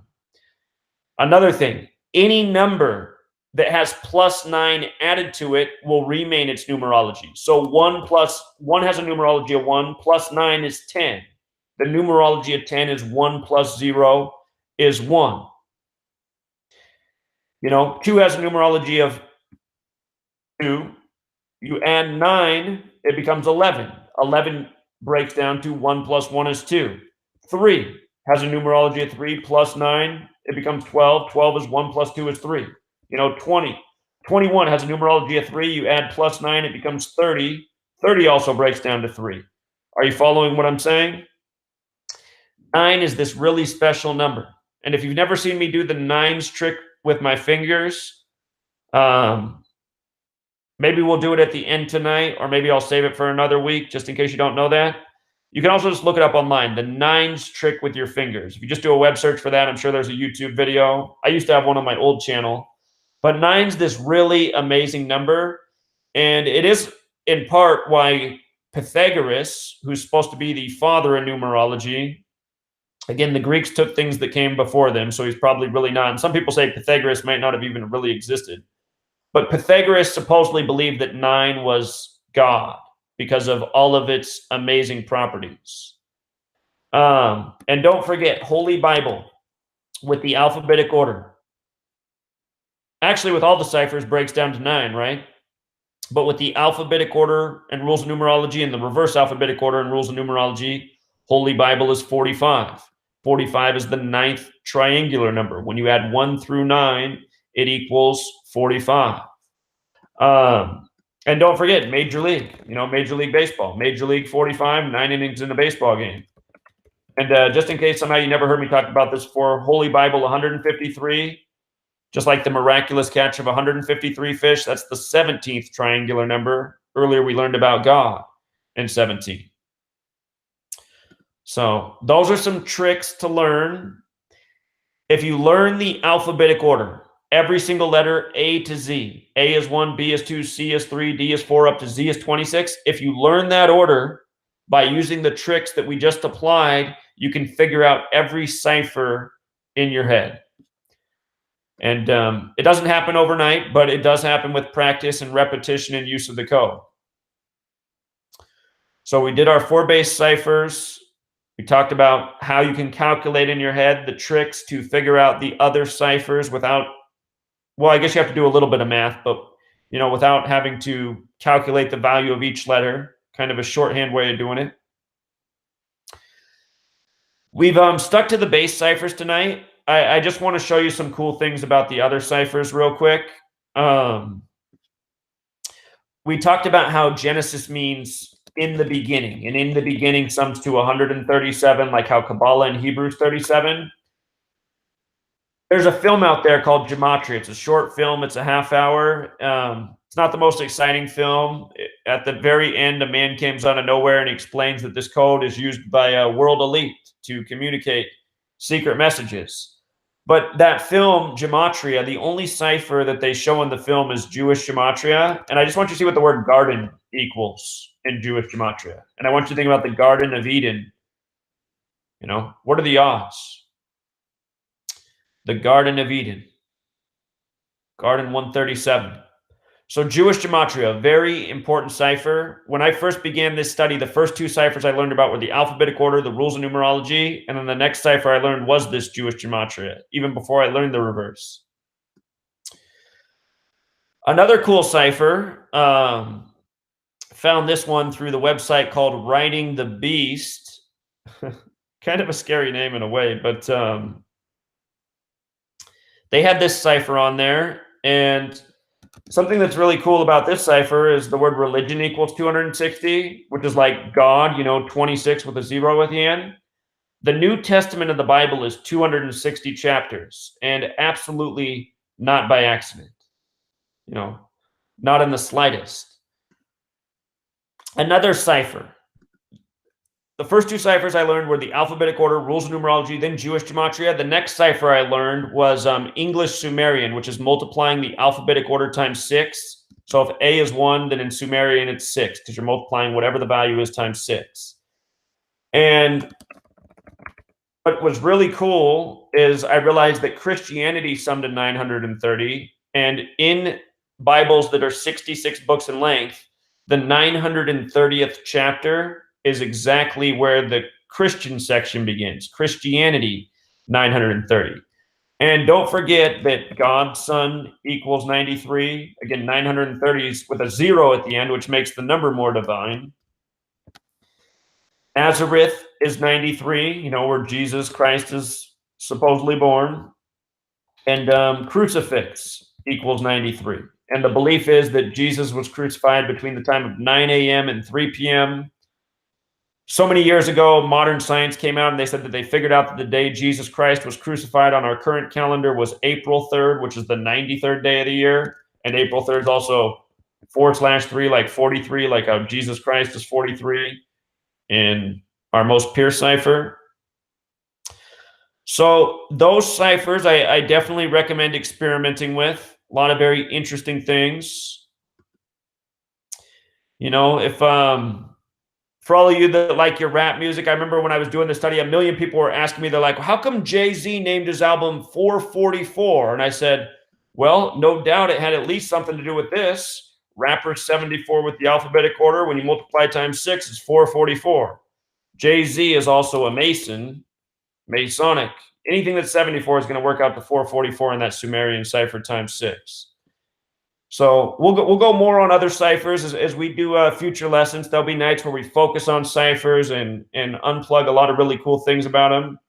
But tonight, just a little taste. We're getting near the 8 o'clock mark, and I imagine some of you are on the East Coast and you probably don't want to stay up too late. So let's make sure we get through all this. Actually, hold on. Before I go on to the next section, let me do what I'm supposed to do. Go out and make sure nobody has any questions. Anyone have any questions about what we just covered there in section 3? I'm looking at the chat.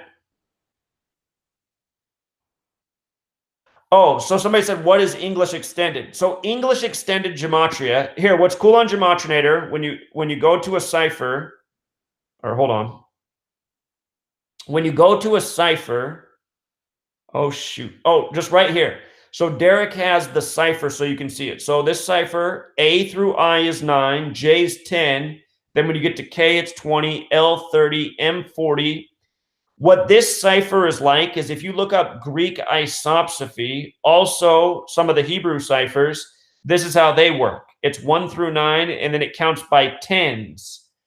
Then when you get to 90, notice what happens. You get to S and it's 100, and then you count by the hundreds. This is exactly how the Greek isopsophy cipher is.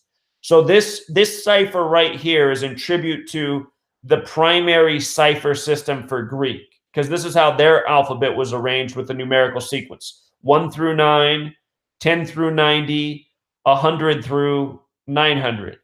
And works out a little bit different for English, but this system pays tribute to that way of decoding. So it's not just an arbitrary cipher, it's based in something that came before it. And there's also a cipher like that for Hebrew as well. So that's what's really cool about Gematria. It makes a lot of things easy. Any cipher that you use, if you click the cipher, you see how like you get above it and you click it, then down below here, it shows you the chart for how the cipher works. And again, that's everyone. So you want to know like how Jewish works, you come to Jewish, you click that. And then here you have the Jewish chart. And you see how similar the Jewish chart is to the English extended?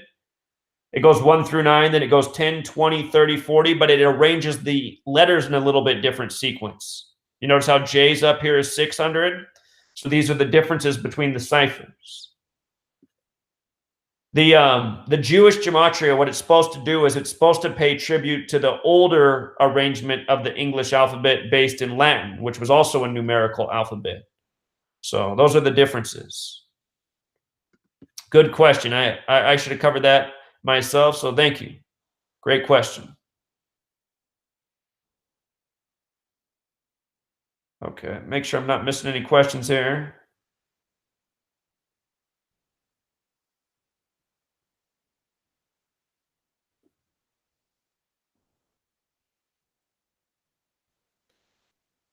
I see you guys are talking a lot about 4. 4 is a very special number. It's not arbitrary that the 4th book of the Bible is called Numbers. 4 has a lot to do with foundation. And, you know, many mathematicians will tell you that numbers are the foundation of this world. Everything is mathematical. 3:35 a.m. My goodness, I appreciate you staying up this late. Wish we could do something to help you out there.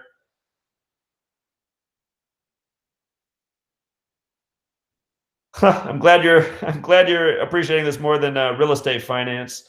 Let's see. Got to speed it up for our people overseas. That's already the sun's about to rise. Let's see.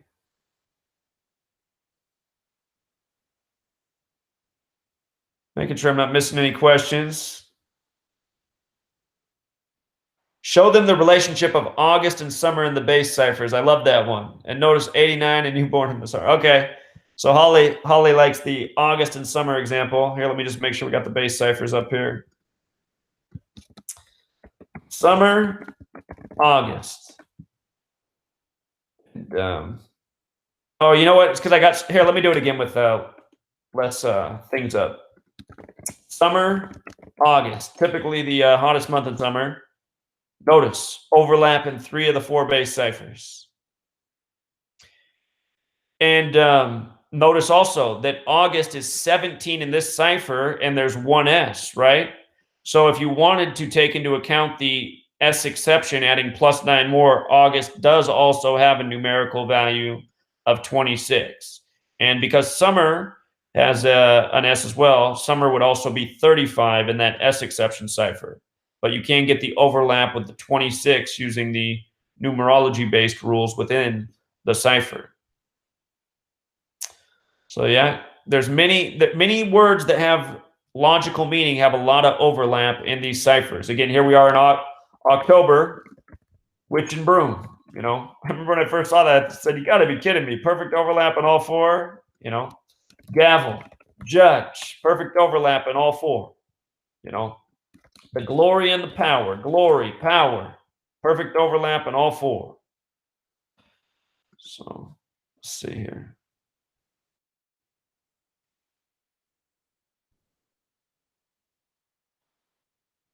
Glad you can sleep in. Okay. All right, let's move on to the last section here of the teaching. I wanted to well, let's do this quicker. This shouldn't take too long. Prime numbers. Prime numbers are the numbers that can only be divided by one in themselves. And, you know, the prime number relationship that we talk about so often is 137 and 33. Again, Genesis means in the beginning, sums to 137, like Kabbalah in Hebrew, it's the 33rd prime. Genesis equals 33. They say that the holy text of Freemasonry is Morals and Dogma. Morals and Dogma with the alphabetic order 137, the 33rd prime. In our reduction cipher using the alphabet, Masonry 33, Secrecy 33, Order 33, Federal 33, the statue of Morals and Dogma in Albert Pike in DC, the federal land. The same land that has the house of the temple, the building with the 33 pillars on the outside, each 33 feet tall. Another prime number relationship that we talk about an awful lot is 17 and 7, like how God and rest are both 17. 17 is the seventh prime. So the prime number relationships I recommend remembering are 17 and 7. Another one is 41 and 3. 41 is the 13th prime. USA with the alphabetic order. USA is 41. The USA began with 13 colonies, 13 stripes on the flag. These are ones that get, you just see them a lot in this study. You see, oh, okay, they coded a 41 here and a 13 there. They coded 137 here, a 33 there, a 17 here, a 7 there. And really try to learn all the prime number relationships because they are all important. But just tonight, I'm just trying to, again, remind you what prime numbers are and some ones to look out for because you'll see them a lot. Speaking of Albert Pike and Morals and Dogma, just to make a point, let me pull back up the calculator here. Albert Pike's statue is exactly 13 blocks from the White House. And notice the name Pike is 41, the 13th prime. And again, Gematria, if you type in a word and the number comes up, you can click on it and it'll tell you about that number. Or you can go to Tools and go to Number Properties and punch in the number and it'll tell you all about it. Another good prime is 37. It's the 12th prime. Once upon a time, I told people why there was going to be a triple crown, and it was going to be the 12th triple crown winner all time, 37 years since the last. That was American Pharaoh. By the way, American equals 37 in our most pure cipher. But again, all of the prime ciphers matter. They are not prime ciphers. All of the prime number relationships matter, and the more you know, the more you'll recognize how routinely they're used. But again, just from doing decoding, I know that they use 137 and 33 all the time. The other year, there was a story in Cleveland where the police shot 137 shots at a homeless couple in a car. You might remember this story. I know Holly in the chat does. Look at the word Cleveland, 33. Homeless is 33. Police is 33. The police fired 137 shots at a homeless couple. And I wish I remember the names of the victims. I think at least one of them had name Gematria 33 too. But again, you learn the prime number relationships. You see how often they're paired together in these stories. So next note, triangular numbers. What are those? Triangular numbers are like how Holy Bible sums to 45. Holy Bible has 9 letters in it. You add 1 through 9 together, it equals 45. We talked about how Holy Bible also sums to 153. If you add 1 through 17 together, it equals 153. Another triangular number relationship really worth remembering is 666 is the 36th triangular number. If you add 1 through 36, it equals 666. I just talked about how they did these rituals with 666 and 36 with the wedding of George W. Bush's daughter this weekend and the confirmation of Kavanaugh in connection to Chief Justice John Roberts' birthday, the head of the Supreme Court. That's a relationship you'll see used again and again. 36 and 666. 91 and 13. 91's the 13th triangular number. So triangular numbers. Again, you can access them on gematria.com. You type in a number, it'll tell you if it's a triangular number. Yes, it is. Another big one's 351. That's the 26th triangular number. If you type in Major League Baseball, you'll see that it has gematria of 351, which is the 26th. Game has that gematria of 26. We call baseball a ball game. Got that gematria of 26. Don't take me out to the ball game. They like to sing that at Major League Baseball stadiums. Who knew? Who knew what was behind the words?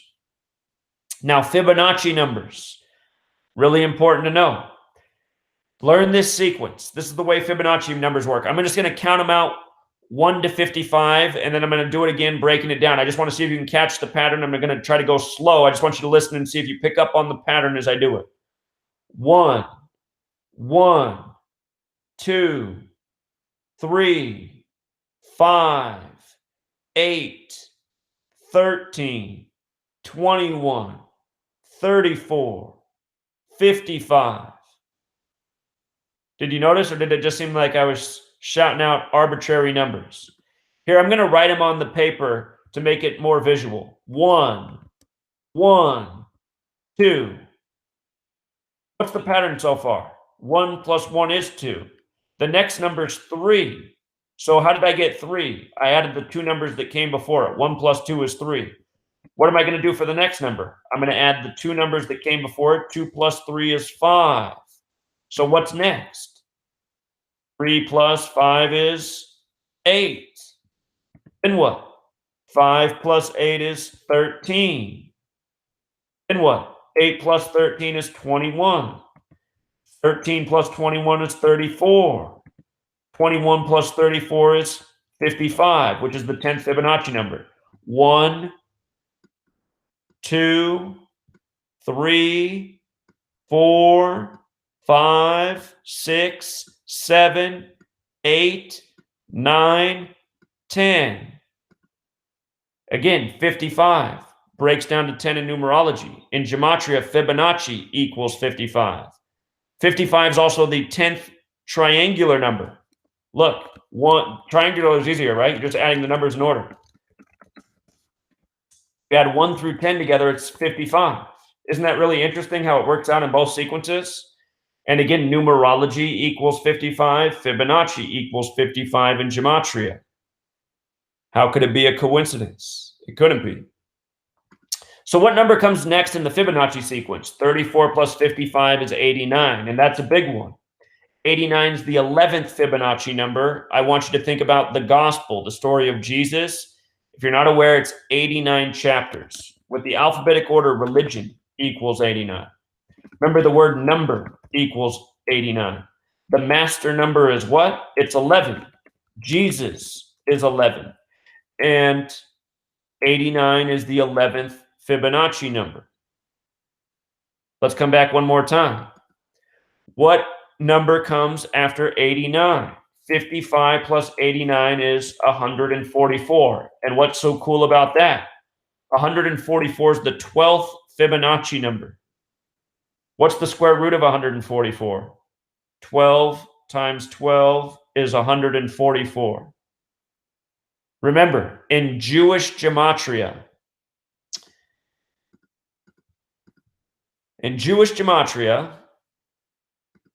the word time is 144.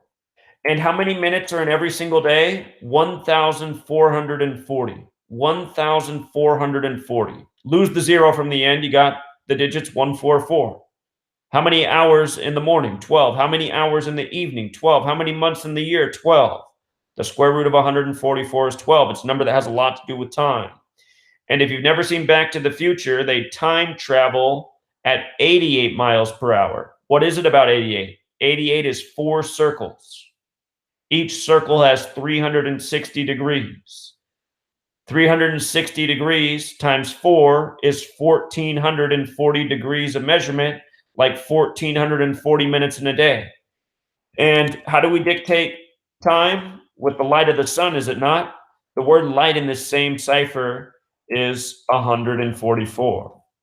So I'm not an expert here, but there's another spiritual study. It has to do with 144, and the term is nadis. But I'm going to skip that for now. We're just going to stick with time and light because that's more easily understood. And we're running short on time. Okay, it's baseball season. Again, I just love this example. It's so simple. If you know a baseball fan out there, sorry to my friend in the UK, you guys probably aren't as big on your baseball, but here in the States, it's just such a powerful example. It's one that just blows people's minds.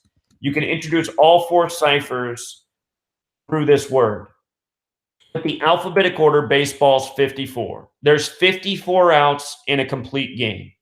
54. The next cipher, the alphabetic order with the rules of numerology. Baseball is 18. Now, what's cool about that? There's 18 half innings. Of course, both of these numbers break down to 9 in numerology, like 9 innings. A lot of people know about Roger Maris hitting 61 home runs, setting a record at the time in the year 61. 61 and 61. And if you go back and look at the highlight, the pitcher was number 39 and the catcher was number 22. So the guys throwing and catching the ball, their jerseys summed to 61 when Maris hit number 61. Maris played for New York. I'm sure you know everything in New York's 39. If not, we'll cover that in another week, but it is. 61 is the 18th prime number. So what a great baseball record in 61. 61 home runs in 61. You got the pitcher-catcher combo 61. And then lo and behold, it's the 18th prime, which brings us back to baseball. When you flip the alphabetic order around, baseball is 162, like how many games there are in a Major League Baseball season. And then when you flip the alphabetic order around and use the rules of numerology, baseball is also 54. 54. Again, it's rather rare that in the base ciphers you'll get 2 values that have the same numerical output. And it will only happen if their numbers breaking down to 9. I believe that's true. Yeah, that is true. Well, okay. The only I'm just thinking for a second here real quick. I'm thinking of an example where I guess if a word has all single-digit letters in it, like a name like Heidi, for example. Heidi will have the same in 2 of the base ciphers because none of them escape the single-digit numbers. So I guess they don't all have to break down to 9, but typically it is the case. You know, words that have matching values in 2 of the 4 base ciphers. It's almost always a 9 number. The only exception will be when it's, again, a word where all the letters are single-digit numbers. That's the only time it'll be a word that doesn't break down to 9. So hopefully I made that clear enough. Oh, yeah, and one more thing about the baseball example. If you write out Major League Baseball with the alphabetic order, it's also 162, just like how baseball alone is 162, the number of games in a season. We talked about the 351, which is the 26th triangular number, like game and ball game. All these numbers break down to 9. The other year, we saw the great baseball player Roy Halladay crash in a plane crash off the coast of Holiday, Florida on November 7th, 11/7, the day leaving 54 days left in the year. That's interesting. With regards to this 63, June 3rd is the 154th day of the year, and double day equals 154. He's the Freemason credited with American baseball. The old baseball schedule used to be 154 games. June 3rd, the 154th day of the year. 2 years ago, on June 3rd, the 154th day, a new record was set for the most grand slams in a single day. So, little baseball knowledge there. And don't forget also that Major League alone is 108. There's 108 double stitches on a baseball, a clear tribute to geometry.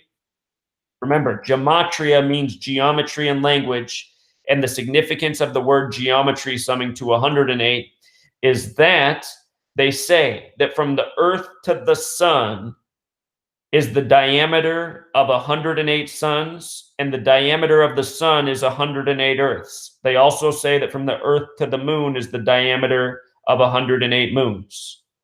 Number shows up in all sorts of things, prayer beads, yoga sun salutations, special number there. And again, with regards to geometry and the number 108, think about how one's a line, zero's a circle, and 8 is essentially 2 circles.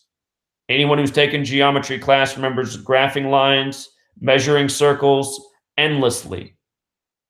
The number itself expresses the majority of what you did in the class. Geometry also breaks down to 45, the 9th triangular number. All values break down to 9. 9 is the glue in this study.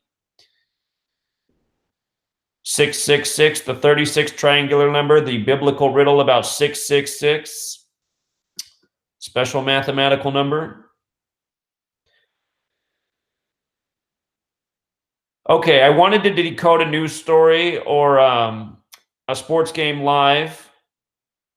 Since we're running late on time and we're already at 8 o'clock, I'm just going to combine that in with the question and answer. I'm going to see what questions you have and what news story you'd like to look at right now. And consider this the end of the lesson. If you have places to go, you're welcome to sign off right now. You can always come back and watch this video later and see what we covered. You know, I know for our friend, it's getting close to 4 in the morning. She said she's her own boss. She can sleep in, but if you want to come back later and cover this, no problem. I'm taking your questions. We can decode news live right now. We can decode sports. We can go over anything that was unclear. 108 chants for the Hare Krishna in Hinduism. Yeah, a lot of 108 spirituality.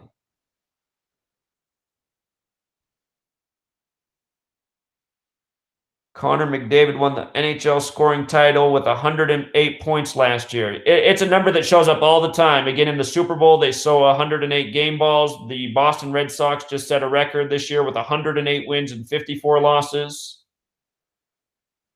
Trisha, stay until the end. She's a trooper. So right now, it's your guys' time. We got through the primary teachings of the lesson. Whatever questions you guys got right now, whatever you want to look at live, we can do it.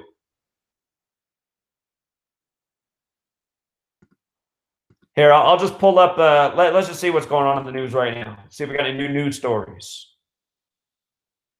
Cause of death released for teen football player in Georgia. So I did a video on this last week, how many Scottish Rite tributes were in this young man's death and even in his own name. And let's just see what they got for us for his cause of death. High school football player died of cardiac arrest. He died of cardiac arrest, huh? So, because I've seen this so many times, I remember the story. Look at this. His name's Dylan Thomas, right? Cardiac arrest. Look at this. We're just going to copy and paste cardiac arrest into the calculator. You see the value of 57? There's the 96 too, big Freemason number, but his name's Dylan Thomas. Dylan Thomas, Gematria 57. And this news comes today. This is the breaking news today, October 9th, 2018. The numerology of today, 10 plus 9 plus 20 plus 18, 57. 57 date numerology. So on the date with 57 numerology, we find out Dylan Thomas, whose name equals 57, died from cardiac arrest. And the 96 as well is a big number with Freemason. If you missed my video on his death last week, there was just Masonic coding up and down. So, I mean, it really is this simple. And understand, when you do your news decodes, always get the date numerology, because so often the story is synced up with the date numerology. And you know what else it is about today? Again, today, October 9th, is the day leaving 83 days left in the year. This is a football-related story. Football 83. That song "Murder by Numbers" came out in '83. Um, and you know, I'm not a doctor, but it doesn't sound very typical. The story was that this young kid, got a concussion. He went to the sidelines. He was sitting on the bench, and then he collapsed, and then he was taken to the hospital. Um, it just doesn't make sense for somebody to die of cardiac arrest at that age from getting hit in the head. I can understand getting a concussion and maybe going to the sideline and collapsing and being knocked out, but to die from cardiac arrest, that seems a bit wild to me. So that's how it is with the live sports decode. Yeah.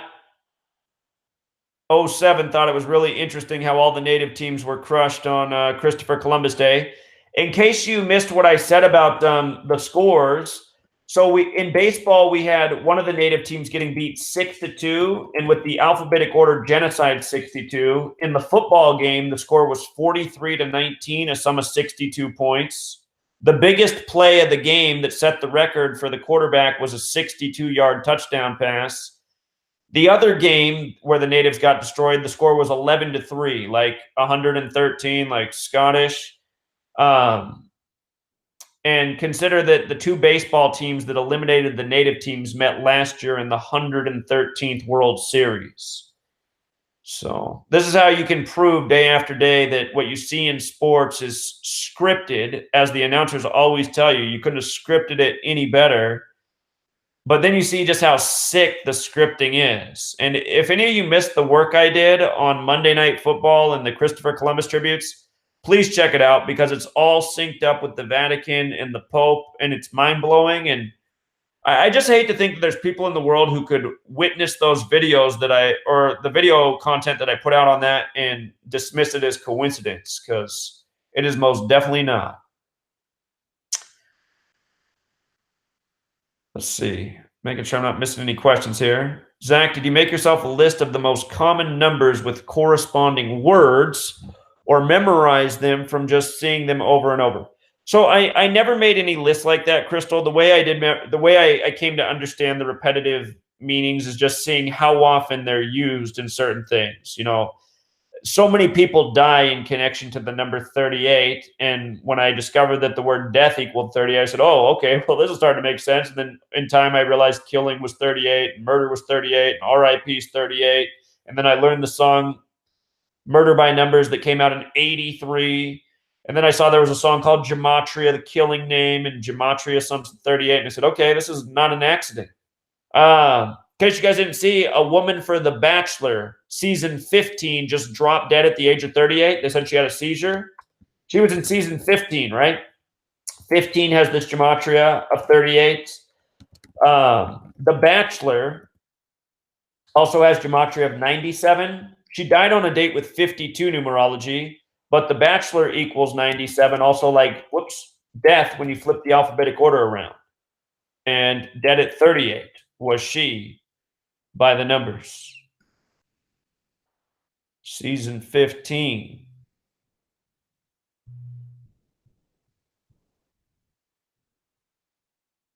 So somebody found something interesting in the NHL. Keep an eye on that. Nope. Yeah, almost all the trades in the world of sports are riddles and tributes. And if you follow them, you see where they're going.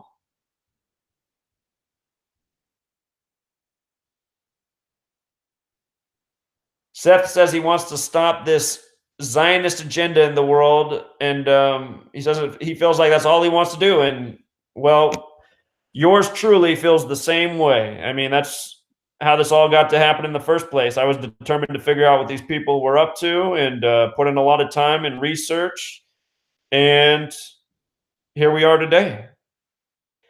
A scholar once told me, reading William's comment here, a scholar once told me that the first 5 books of the Bible are the physiological makeup of man, and that every word has purpose and will alter your mind just by reading it. Well, that's essentially what Manly P. Hall said too. And Again, the first 5 books of the Bible are the Torah, which are 187 chapters. Remember, all of the Abrahamic religions are connected. Whoops, I didn't spell it right. All of the Abrahamic religions are connected to the Torah, and Abrahamic's 187. That's why there's that big obsession with that number with Freemasonry and all the things that it's coded into.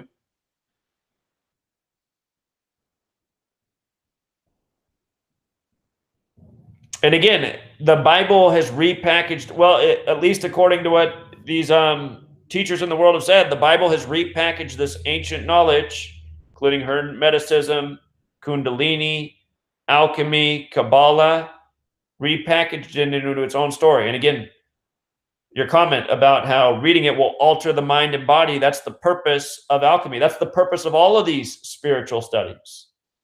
So, who was the child to the Freemasons that they needed to? Who was this child to the Freemasons? I think I missed your question from. Oh, you're probably speaking about the young child, the football player. Well, I don't know the answer to that. And actually, when I made the video last week, I said we've seen before where there's these suspicious deaths of young people in the news, including Trayvon Martin. And his father was a 33rd degree Scottish Rite Freemason, and his son was buried on March 3rd, 3/3, the same day Rodney King was beaten in history. And it just makes you wonder what's going on. Is it that these people are willing to sacrifice their own to climb a ladder, or is it that they broke the code and this is the consequence? I don't have all the answers, but what we can see is the numerical riddles, and we can understand why these stories come the day they do. Shoot. The chat even skips down in here. Let's see.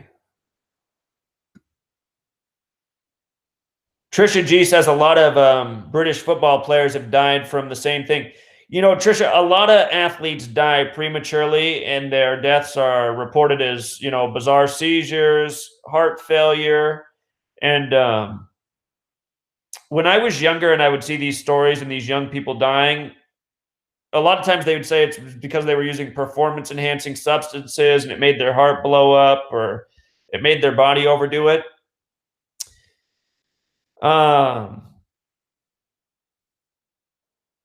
I used to accept that, honestly, but now just seeing this code and seeing how all of this stuff is presented in such perfect numerical sequence, I have my doubts. You know what's really interesting that also just happened in my own life? I'm remembering this now. The day after I did the video on that football player, the very next day, my girlfriend goes, "Oh my God, I just got some bad news from Burma." She's from Burma. Her family's back over there.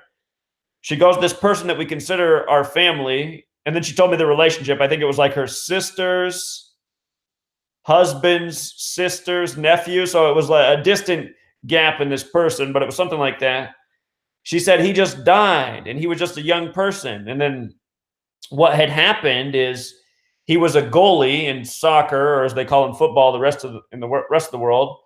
And he went to save the ball and he was playing hard and he smashed his head on the goalpost and he split it open and he got a massive lump. And over there, they don't have the best medical treatment.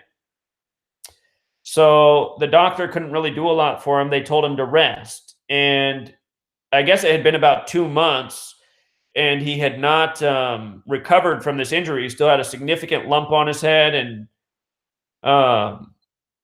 he was supposed to continue to rest until he was back to normal. And I guess what happened was he's a young man. He lived with his family. He really wanted to go back out and play some soccer. That was his love. So when his mother wasn't at home, who was keeping an eye on him, he went out and decided to go play soccer with his friends. And he was playing soccer, and lo and behold, he hit his head again, and he died. The details. I actually asked my girlfriend to see if she could figure out what his birthday was, because I was just curious about his death in light of the organic side of this code and the way things worked out. And what I found out then is that he was 20 years old, and I found out his birthday, and he died 38 weeks and 1 day after his birthday. And Look at this. In the two first ciphers that I learned for Gematria, the alphabetic order and the alphabetic orders with the rules of numerology, death is 20, and he died 38 weeks and 1 day after his 28th birthday, or his 20th birthday. And when I looked at it, I said, God, that is just so weird, you know? I mean, he shouldn't have died. I mean, he just shouldn't have been out there playing soccer. He was supposed to get rest, but he wanted to go out and play. And then the way it worked out, he smashed his head again, and he died there on the field. And I guess what happened was after he hit his head, he started like convulsing and puking everywhere, and then that was it. And the fact that it worked out by those numbers just really blew my mind when I saw that. I said, okay, so there is definitely something to this organic side of the code. And the other thing that felt weird is I was talking about the day before, you know, this young football player who uh, who was in the news for dying by the numbers.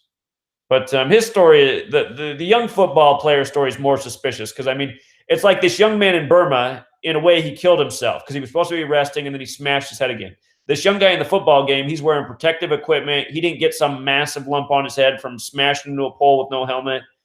You know, he got knocked out and taken to the hospital, and then I believe he died 2 days later. I mean, so it's not exactly the same, but there definitely is an organic side to this code. And it seems to have to do with our births as well as our passing in this world. So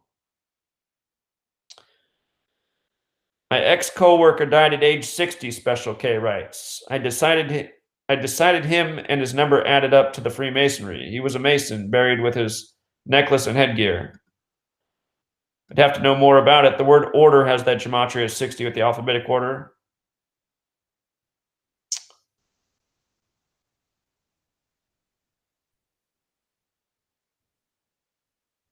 Are all of the sports players in on the script? I believe at the professional level they are. I do believe they are at the professional level. I think at college, just some key players are in on it, and all of the coaches. Brandon D points out that a lot of black people in the media have the numbers 42, 59, and he also says 38 coded on them. I've noticed the 42 and 59 thing definitely.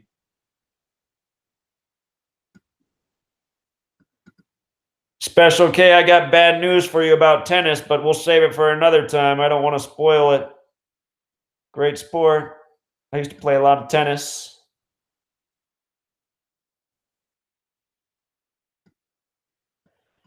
Yeah, learning this can definitely make you angry for the tyrants, and I don't know. Sometimes you just have to be angry, but get some exercise, do things so it doesn't overtake you. Try to exercise and eat right. That keeps me in balance. Did I see anything with the Nikki Haley story? Yes, I put out a video on the Nikki Haley story today. Today has 57 numerology, as we just talked about. In the same way that cardiac arrest sums to 57, so does United Nations. And please see the video I put out earlier. There's some measurement things with her birthday and Donald Trump's birthday that stand out. But the big thing is she was the ambassador to the United Nations, and today has the right numerology for United Nations news.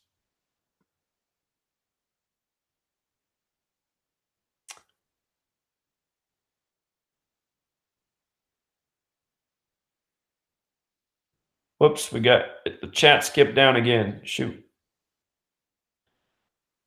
So is gematria related to a study called Geotran? That is something about number codes from the Bible. Well, that's a new word for me. I guess we can just look it up in real time. But number codes from the Bible, I'm already going to say it's related because that's what this is. I'll look more into this later, but if this is all about Geotran is a numerical digital geometric language entered at specific points called spin points on and around the body. Well, it looks like this has to do with more than the Bible. But I'll research that more. If it is related to the Bible, then yeah, it's absolutely related.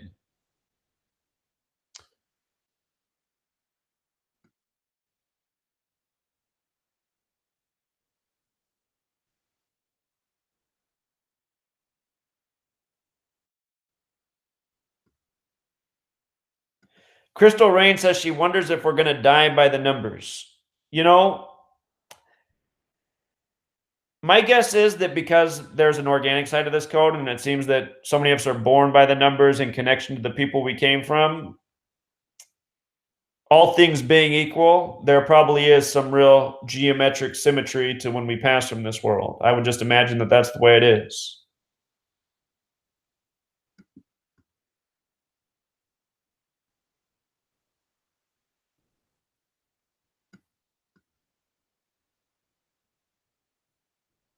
Can you do names of people and what to look for?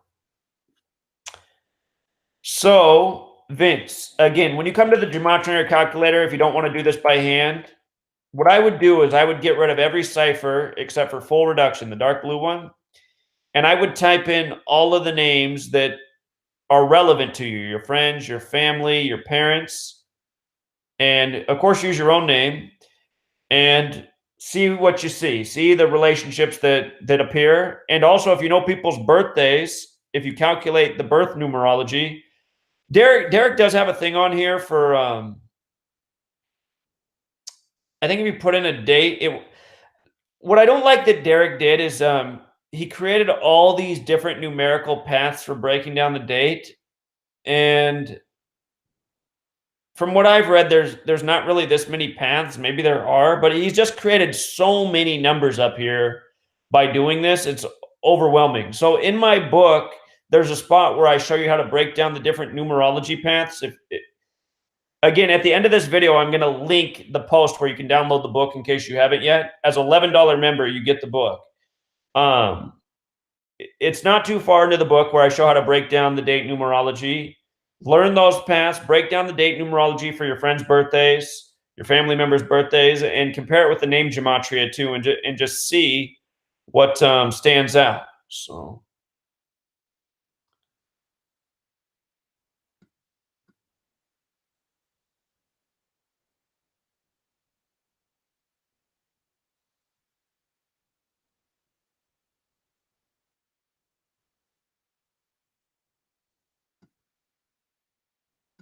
I see. Yeah, a lot of people are born with the heart conditions. My good friend, my best friend growing up, his name's Adam, which also sums to 19, that number that's attractive to me. He's had a heart condition from birth too. And yeah, it's unfortunate that so many people got to deal with so many different health things.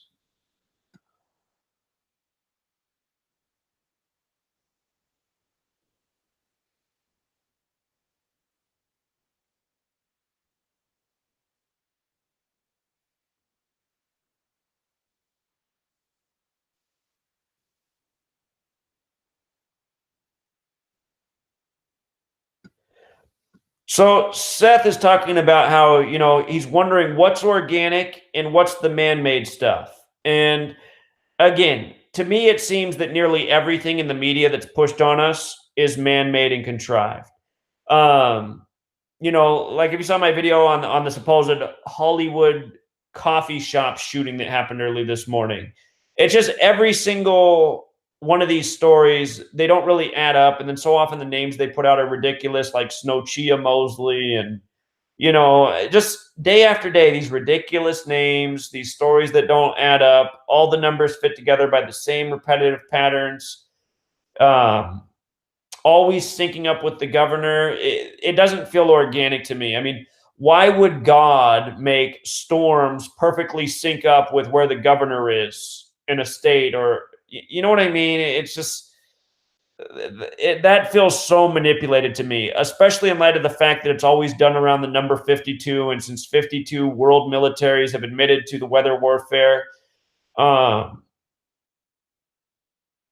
I do understand, and I ask the same question. So isn't that a question? I say, well, could this be organic? But I mean, look at September 2001. Did that feel organic to you, or did that feel like a master plan, a master manipulation by the numbers? Because I'm 99.99999% sure that that was a master manipulation, nothing organic at all. And again, I think they're abusing this code because they understand this is the way the world operates, and they're trying to tinker with the natural order of things by doing these manipulative acts. That's the way I would put it.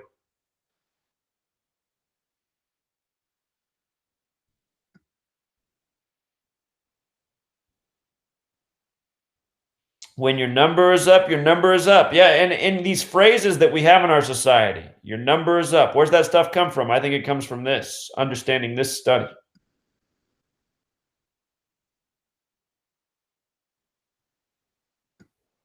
I don't think that it's used more in the news in America, Desiree. I think it's used all across the world. And I'm in America and seeing more American news than any other news. So watching me, it would definitely seem that way. But I'm pretty sure if I was somewhere else and paying attention to all their news, because oftentimes, again, when I see the international news that makes it over here, it's the same thing, especially in nations like France and Europe, Germany.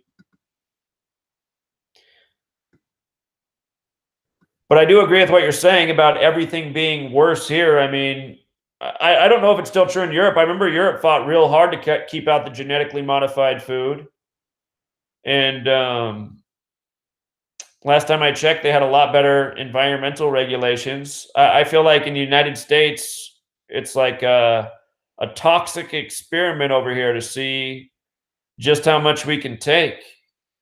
And thankfully, people seem to be pretty resilient.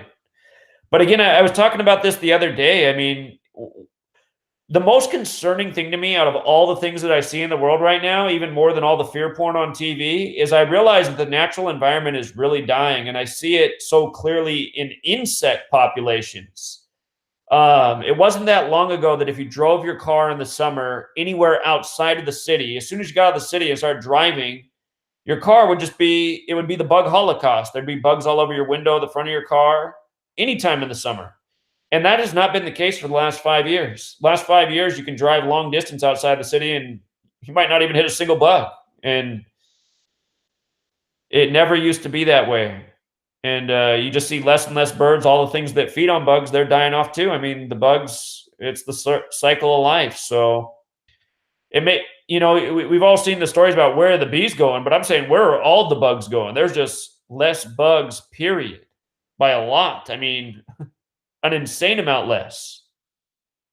I can't even, it's just, it's unreal amount less. I wish I could take pictures of what my car used to look like in the summer, not that many years ago compared to now.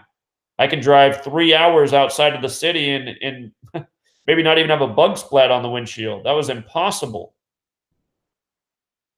you know? So something is going on in this world.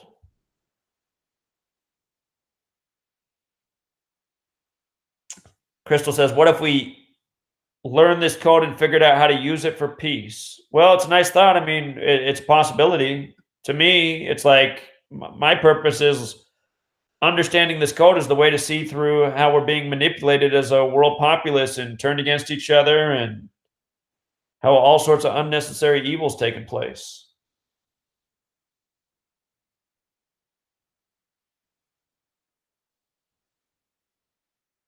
Where's the good side of the numbers? I would say the good side is just being able to see the organic things, like, me being able to see just how my parents' numbers line up with my own. It just blows my mind. And then being able to answer other things. I'm sure you guys have heard me say before, like how the name Katie equals 19, and that number is so significant to me. And now I can finally understand what it was always about with Katie's.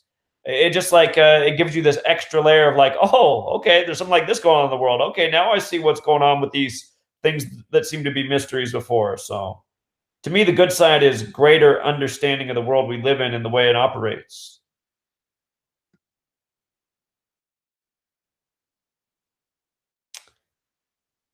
Let's see here. Chat skipped on me again. I cover sacred geometry in the book and how it really syncs up with the language.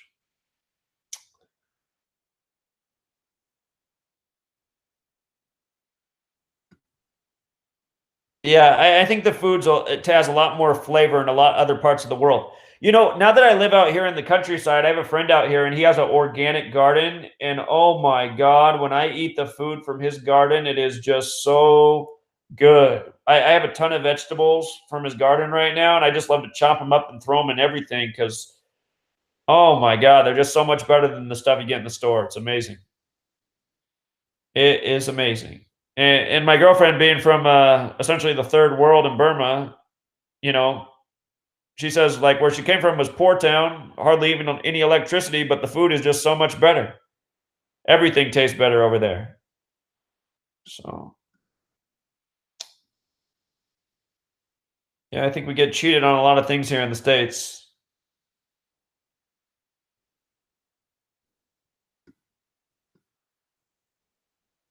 Trisha's going to share all the sevens, referring to Andy Murray. I look forward to that. I'm trying to remember if Andy Murray was supposedly the tennis player that witnessed the Dune Blaine massacre. I forget which tennis player that was over there that says he witnessed that. If you've never seen my work on the Dune Blaine massacre, it's in the book. It's all synced up with Sandy Hook.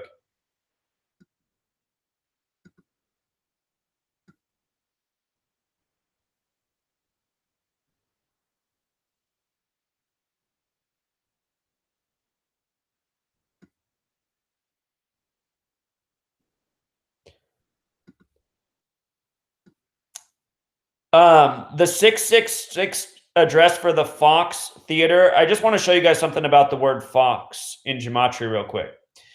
So in our most pure cipher, F breaks down to 6, O is the 15th letter, 1 plus 5 is 6, X is the 24th letter, 2 plus 4 is 6. So the letters F, O, and X in this cipher, you see they each become 6, right? In the English extended cipher, what's really interesting is the word fox is 666. And I've talked about that before with regards to that theater, which you brought up. So it's on Peachtree Street. Let's just see what a Peachtree is and the Peachtree Street, just for kicks. Peachtree's 45, like Fox. Isn't that nice? Geometry. Mathematics.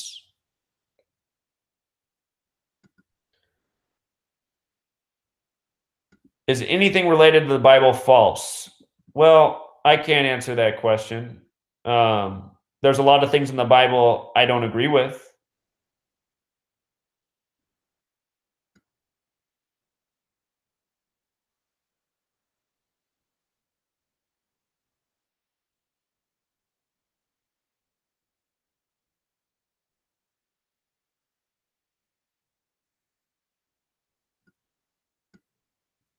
Yeah, in case you guys missed what I showed about Florida, again, the word flood equals 52, the word hurricane equals 52. It's supposed to impact Florida tomorrow, Wednesday, 52 days from the governor's birthday, plus a number of other things.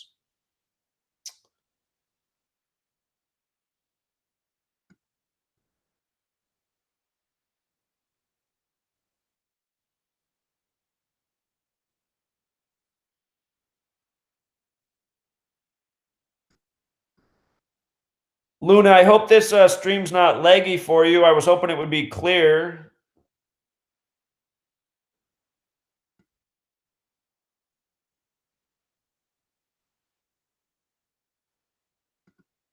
Seth brings up the Zohar, very important Kabbalah text. The Zohar says a lot of very interesting things, including that human behavior can influence God. That is true, according to the Zohar.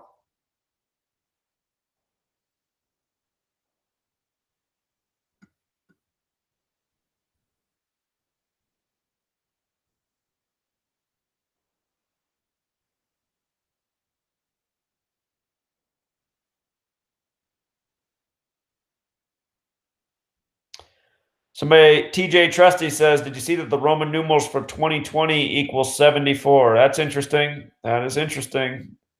You just brought it to my attention. What's the gematria of lab rats? I don't know, but we can look. Let's just look in our base ciphers here. Lab rats. Huh. Lab rat has gematria of 73, like sacrifice. In a way, they kind of are for scientific research, aren't they? But I do agree with you. I feel like we are treated like we're lab rats, like we're being experimented with in all sorts of ways, you know? And we tolerate it. Whenever I hear these pharmaceutical commercials, I often think like, God, who would ever want to use that product after all the warnings they just put there? I mean, seriously? It's like there's just so many things that seem like experimentation, from the food to the medicine to whatever they're doing in our skies. I can't believe how many people can't see the strange occurrences going on in our skies. And for a number of years, I've been wondering if what Prince, the musician, said on Tavis Smiley was true, or if he was just throwing something out there that was nonsensical. If you never saw Prince interviewed on Tavis Smiley, it was about a decade ago now. He said that the reason they're spraying the skies is to influence our behavior. And where I live now, where I lived before in Seattle, they sprayed the sky all the time. And where I live now, they don't do it so much. Um, it's a smaller town out here. And the other day, I just woke up and I just felt so angry and hostile. And I remember I made some videos and I was just like, I was ranting and I just felt all disturbed and messed up inside. And I went outside and I realized the entire sky was just like sprayed like a nonstop TikTok pattern. I was like, wow. I was like, all I can think of is instantly is what Prince said in that Tavis Smiley interview. I was like, okay, I'm feeling really hostile today. And lo and behold, the sky has not looked like this the whole time I lived here. So I don't think they are joking about that. Or I don't think Prince was joking. I think that was the truth. Yeah, yeah, Andy Murray. He's also, so it was Andy Murray that was at the Dune Blaine massacre, and he's also had many numerological outcomes in tennis. You can even search my blog for some work I've done on that guy.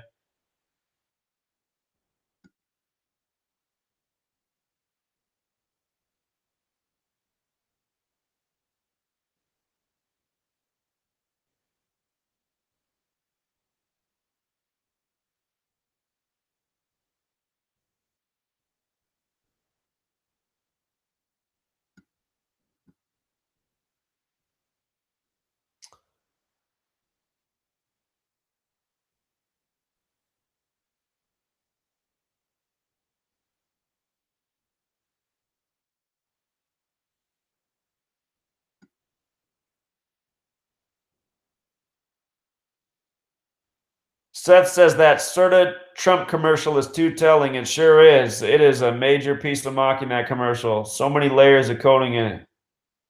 And just the dialogue on the surface talking about being born for the job. Trisha says she feels like she's made new brain cells tonight. I'm glad to hear that. Hope you all are appreciating it. Miss Mildred tried out the Shackley. Very cool. Very cool. What is Shackley? Crystal says. I brought up Shackley because I said my mom cleaned houses and she learned about Shackley back in the 70s. They make all organic. Well, not everything's organic. A lot of it's organic. It's at least all natural. There's nothing toxic in their products. But they make cleaners. They have all sorts of things, vitamins. My mom's mostly gotten the cleaners because she's a cleaning lady and she wanted to clean with non-toxic things. It's a little pricey, but it's better than having harmful chemicals, cancer-causing agents in your house. So they've been a reputable company, and I just brought that up the other day on a live stream. So I guess some people are living in it, and very cool that you're checking it out, and hope you enjoy it. Basic H, yeah, William knows. I mean, that's what my mom uses Basic H all the time. That's so funny. You are definitely a Shackley guy. Oh, and Miss Mildred, okay, she's already sharing the information here. I'm just reading down the chat, trying to catch up with you guys.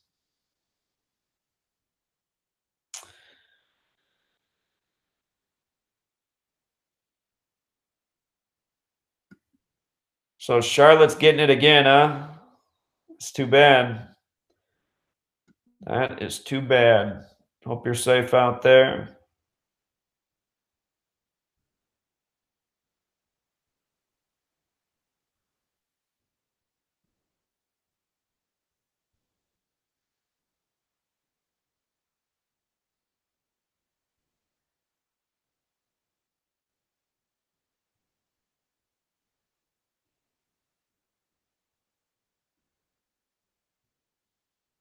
That's funny, Special K. Well, I guess maybe that's the organic side there. That is very interesting.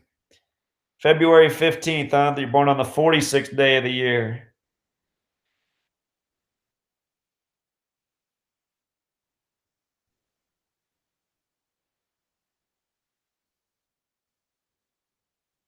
I do remember the stuff with Dolly Parton. I talked about it recently. Then again, I talk about a lot of things, but yeah, I absolutely remember. That was some major mocking there with the Dolly Parton Joel 119 Bible verse found.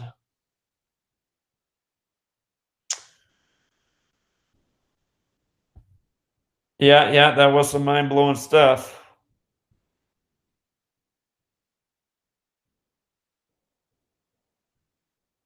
Well, you guys, do you want to keep this going? Is there any other questions, or should we call it a night? I won't shut it down until I hear you guys are satisfied, but I know it's late for some of you. Thank you, Desiree. I appreciate that. It would be even better if we were all in a classroom setting, but this will have to make do for now.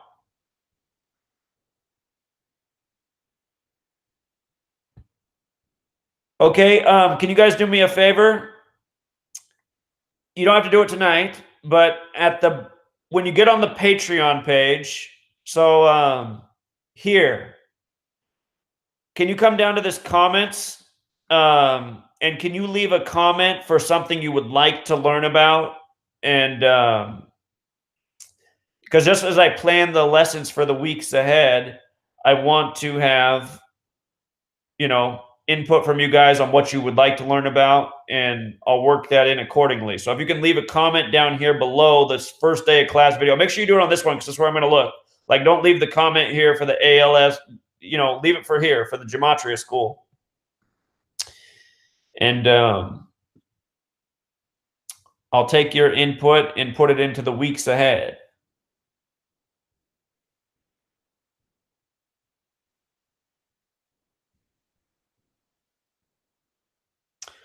Yeah, I think you did some good research there, Nope, on the NHL. Glad you guys all enjoyed it.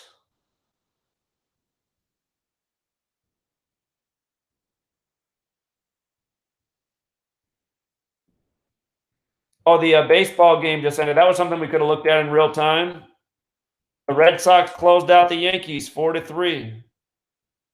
So there they go. Thought they might take it to a game 5, but the guy who pointed out that the Red Sox pitcher could go 18-7 tonight. You guys, the Red Sox pitcher, I can't think of his name. It had Gematria of 187. New York Yankees is 187, and if he got the win tonight, his record is now 18-7. So, what else? New York Yankees is 191, which is the 43rd prime number. The final score 4-3. They close out the Yankees by the numbers. They close out the Yankees on October 9th. Yankees 109, like 10/9. So, looks like the Red Sox. Well, we'll see. They're looking like the team in the American League. We'll see.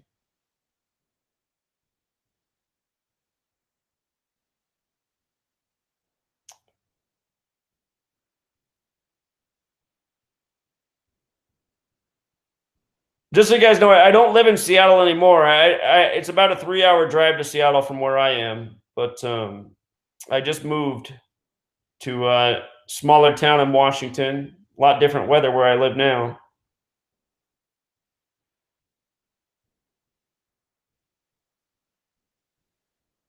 So for anyone who missed the beginning of this video, once we end it, it'll either all be available immediately, or sometimes it takes like an hour to load the entire video. But definitely by the time you come back, if you come back tomorrow, the whole video will be here. So anything you missed tonight, you'll just come here to the page. You'll come to this post, first day of class, Gematria School. You'll just click play, and it'll start over from the beginning.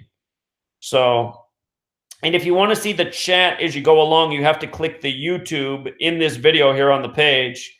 and then it'll load up the whole window, and you should be able to see the chat replay from tonight. It should give you a replay of the chat in real time.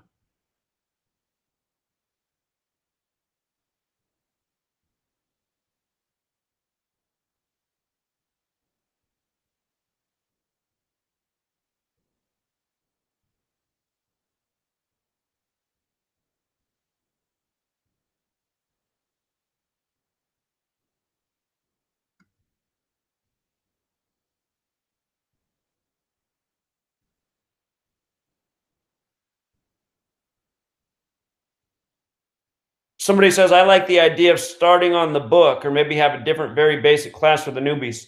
We can do that in nights. We can go over chapters of the book, and if you got questions on chapters of the book, we can absolutely do that.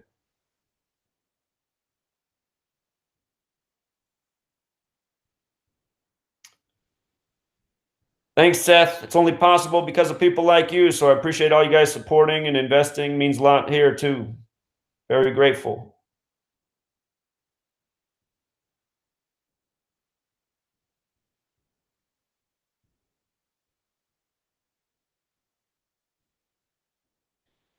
Hey, before we go, I was just thinking about this. I want to know how you guys feel about this. When we do this class live, after it's done being live, do you think that I should make it so that everybody who's on Patreon can watch the replay of it later? How do you guys feel about that? So that even the people who invest $1, they can watch. As soon as this ends tonight, we end the live stream. Should we make it so that anybody can watch it after? And the privilege of paying the 11 is to get to be here live and have the questions. How do you feel about that?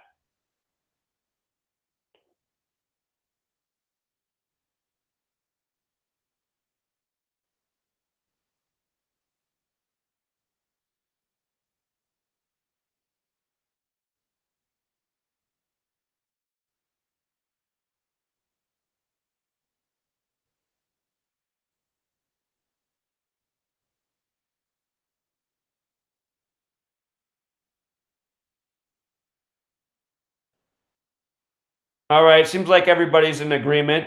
Because then the privilege is to be here live and get your questions answered. If I made it available to everyone, which I'm going to do on the last Tuesday of each month, then the chat will be super crazy and it'll make it harder to get your question and get your question answered. So we'll see how it goes on the last Tuesdays of each month. But yeah, I don't see the harm in letting people. Seems like I haven't seen anyone say no yet. Oh, somebody's saying maybe the $5 tier. So I see your strategy, Vince, so that people can have an incentive to upgrade. Well, that's true. That's like from a financial standpoint, but some people really are broke, and for some people, $1's a lot. So, uh,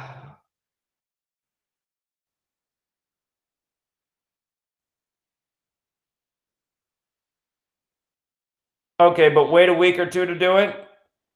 All right, maybe I'll do it after next week.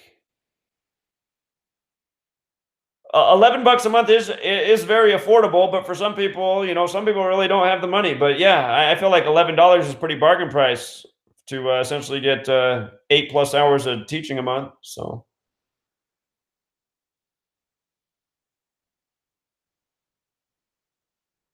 okay, I'll hold off on doing it just yet. I'll think about it for another week or two. But because I guess on the flip side, I do put out a ton of free content for everyone anyway. So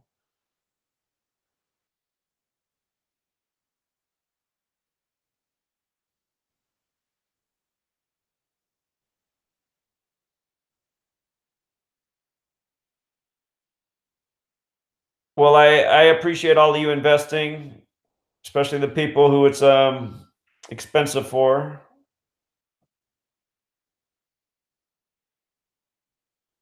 Well, there are moderators here, and I did see you guys helping each other a lot with the questions already tonight. So it looks like there's good communication in the chat. That might break down if there's too many people here.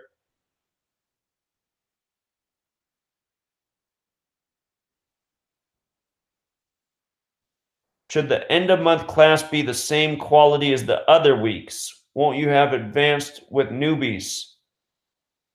Well, um, every week I feel like the way I'll teach it'll be clear. Of course, it'll be easier if you've been following for longer and have the other lessons. But I think anybody will be able to jump in any week and follow along. Um, and again, I'm taking time to stop and ask people questions. So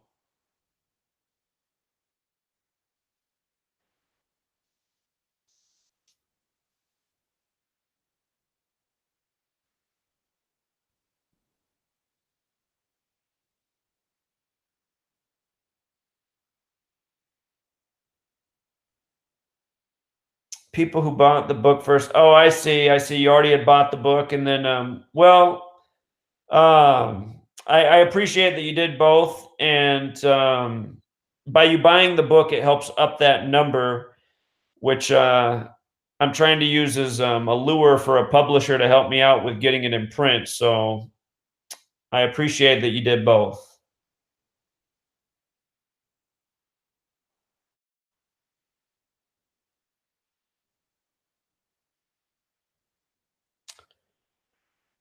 Okay, this idea about a moderator helping with questions and cutting and pasting questions. I'm, you know what? You know what would I'm trying to think about the best way to do this. I think the easiest way to do this in the future is if there's, I know what I'll do in weeks forward. I'll ask people to put comments here. Like if you want a question answered and to stand out from the chat, to post it here instead of in the chat. I'll ask people to use the chat to ask me questions when I let people know I'm looking at it, like I did tonight. And I'll say if there's a question that comes up while I'm presenting, to post it here. You see what I mean? On this part of the screen, because then I can come back and look at this and it'll still be there. I won't have to scroll through everything that I missed while I was presenting.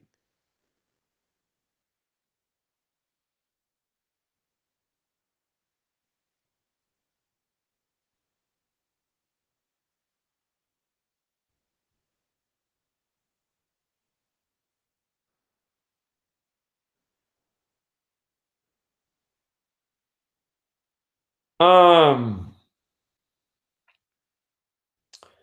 Somebody said, "Why can't I self-publish?" Well, most of these places that like BookBaby and stuff, in a way, they are self-publishing. They help you self-publish, but the problem that I ran into with my book, that all of these self-publishing things say, is my book is in like a legal gray area because I don't own the headlines. If you've read my book, you know there's a lot of news headlines in there.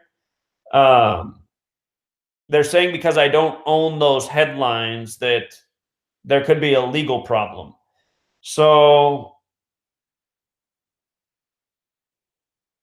I don't know. It was like BookBaby was going to do it at first, and then they decided not. They told me it wasn't going to be a problem, and then it was. And then I talked to other publishers, and it's been the problem. So, and I don't want to rewrite the book without the headlines. So I'll check out this Lulu. Maybe that is an option. Um, so I'll have to look that up. Thanks for the happy belated Teachers Day. Maybe I should have had the first class on October 5th. But today wasn't such a bad day in the beginning day.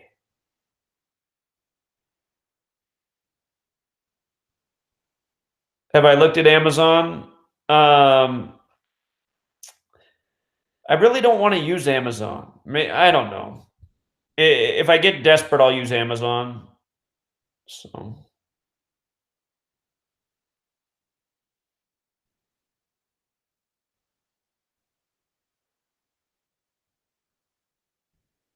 all right, you guys, I think we'll wrap it up here for tonight. We're coming up on the third hour, and I really appreciate all of you again supporting and tuning in and listening and your questions. And again, if there's things you really want to learn about, leave it here in the comments. I'll put together another lesson for next week.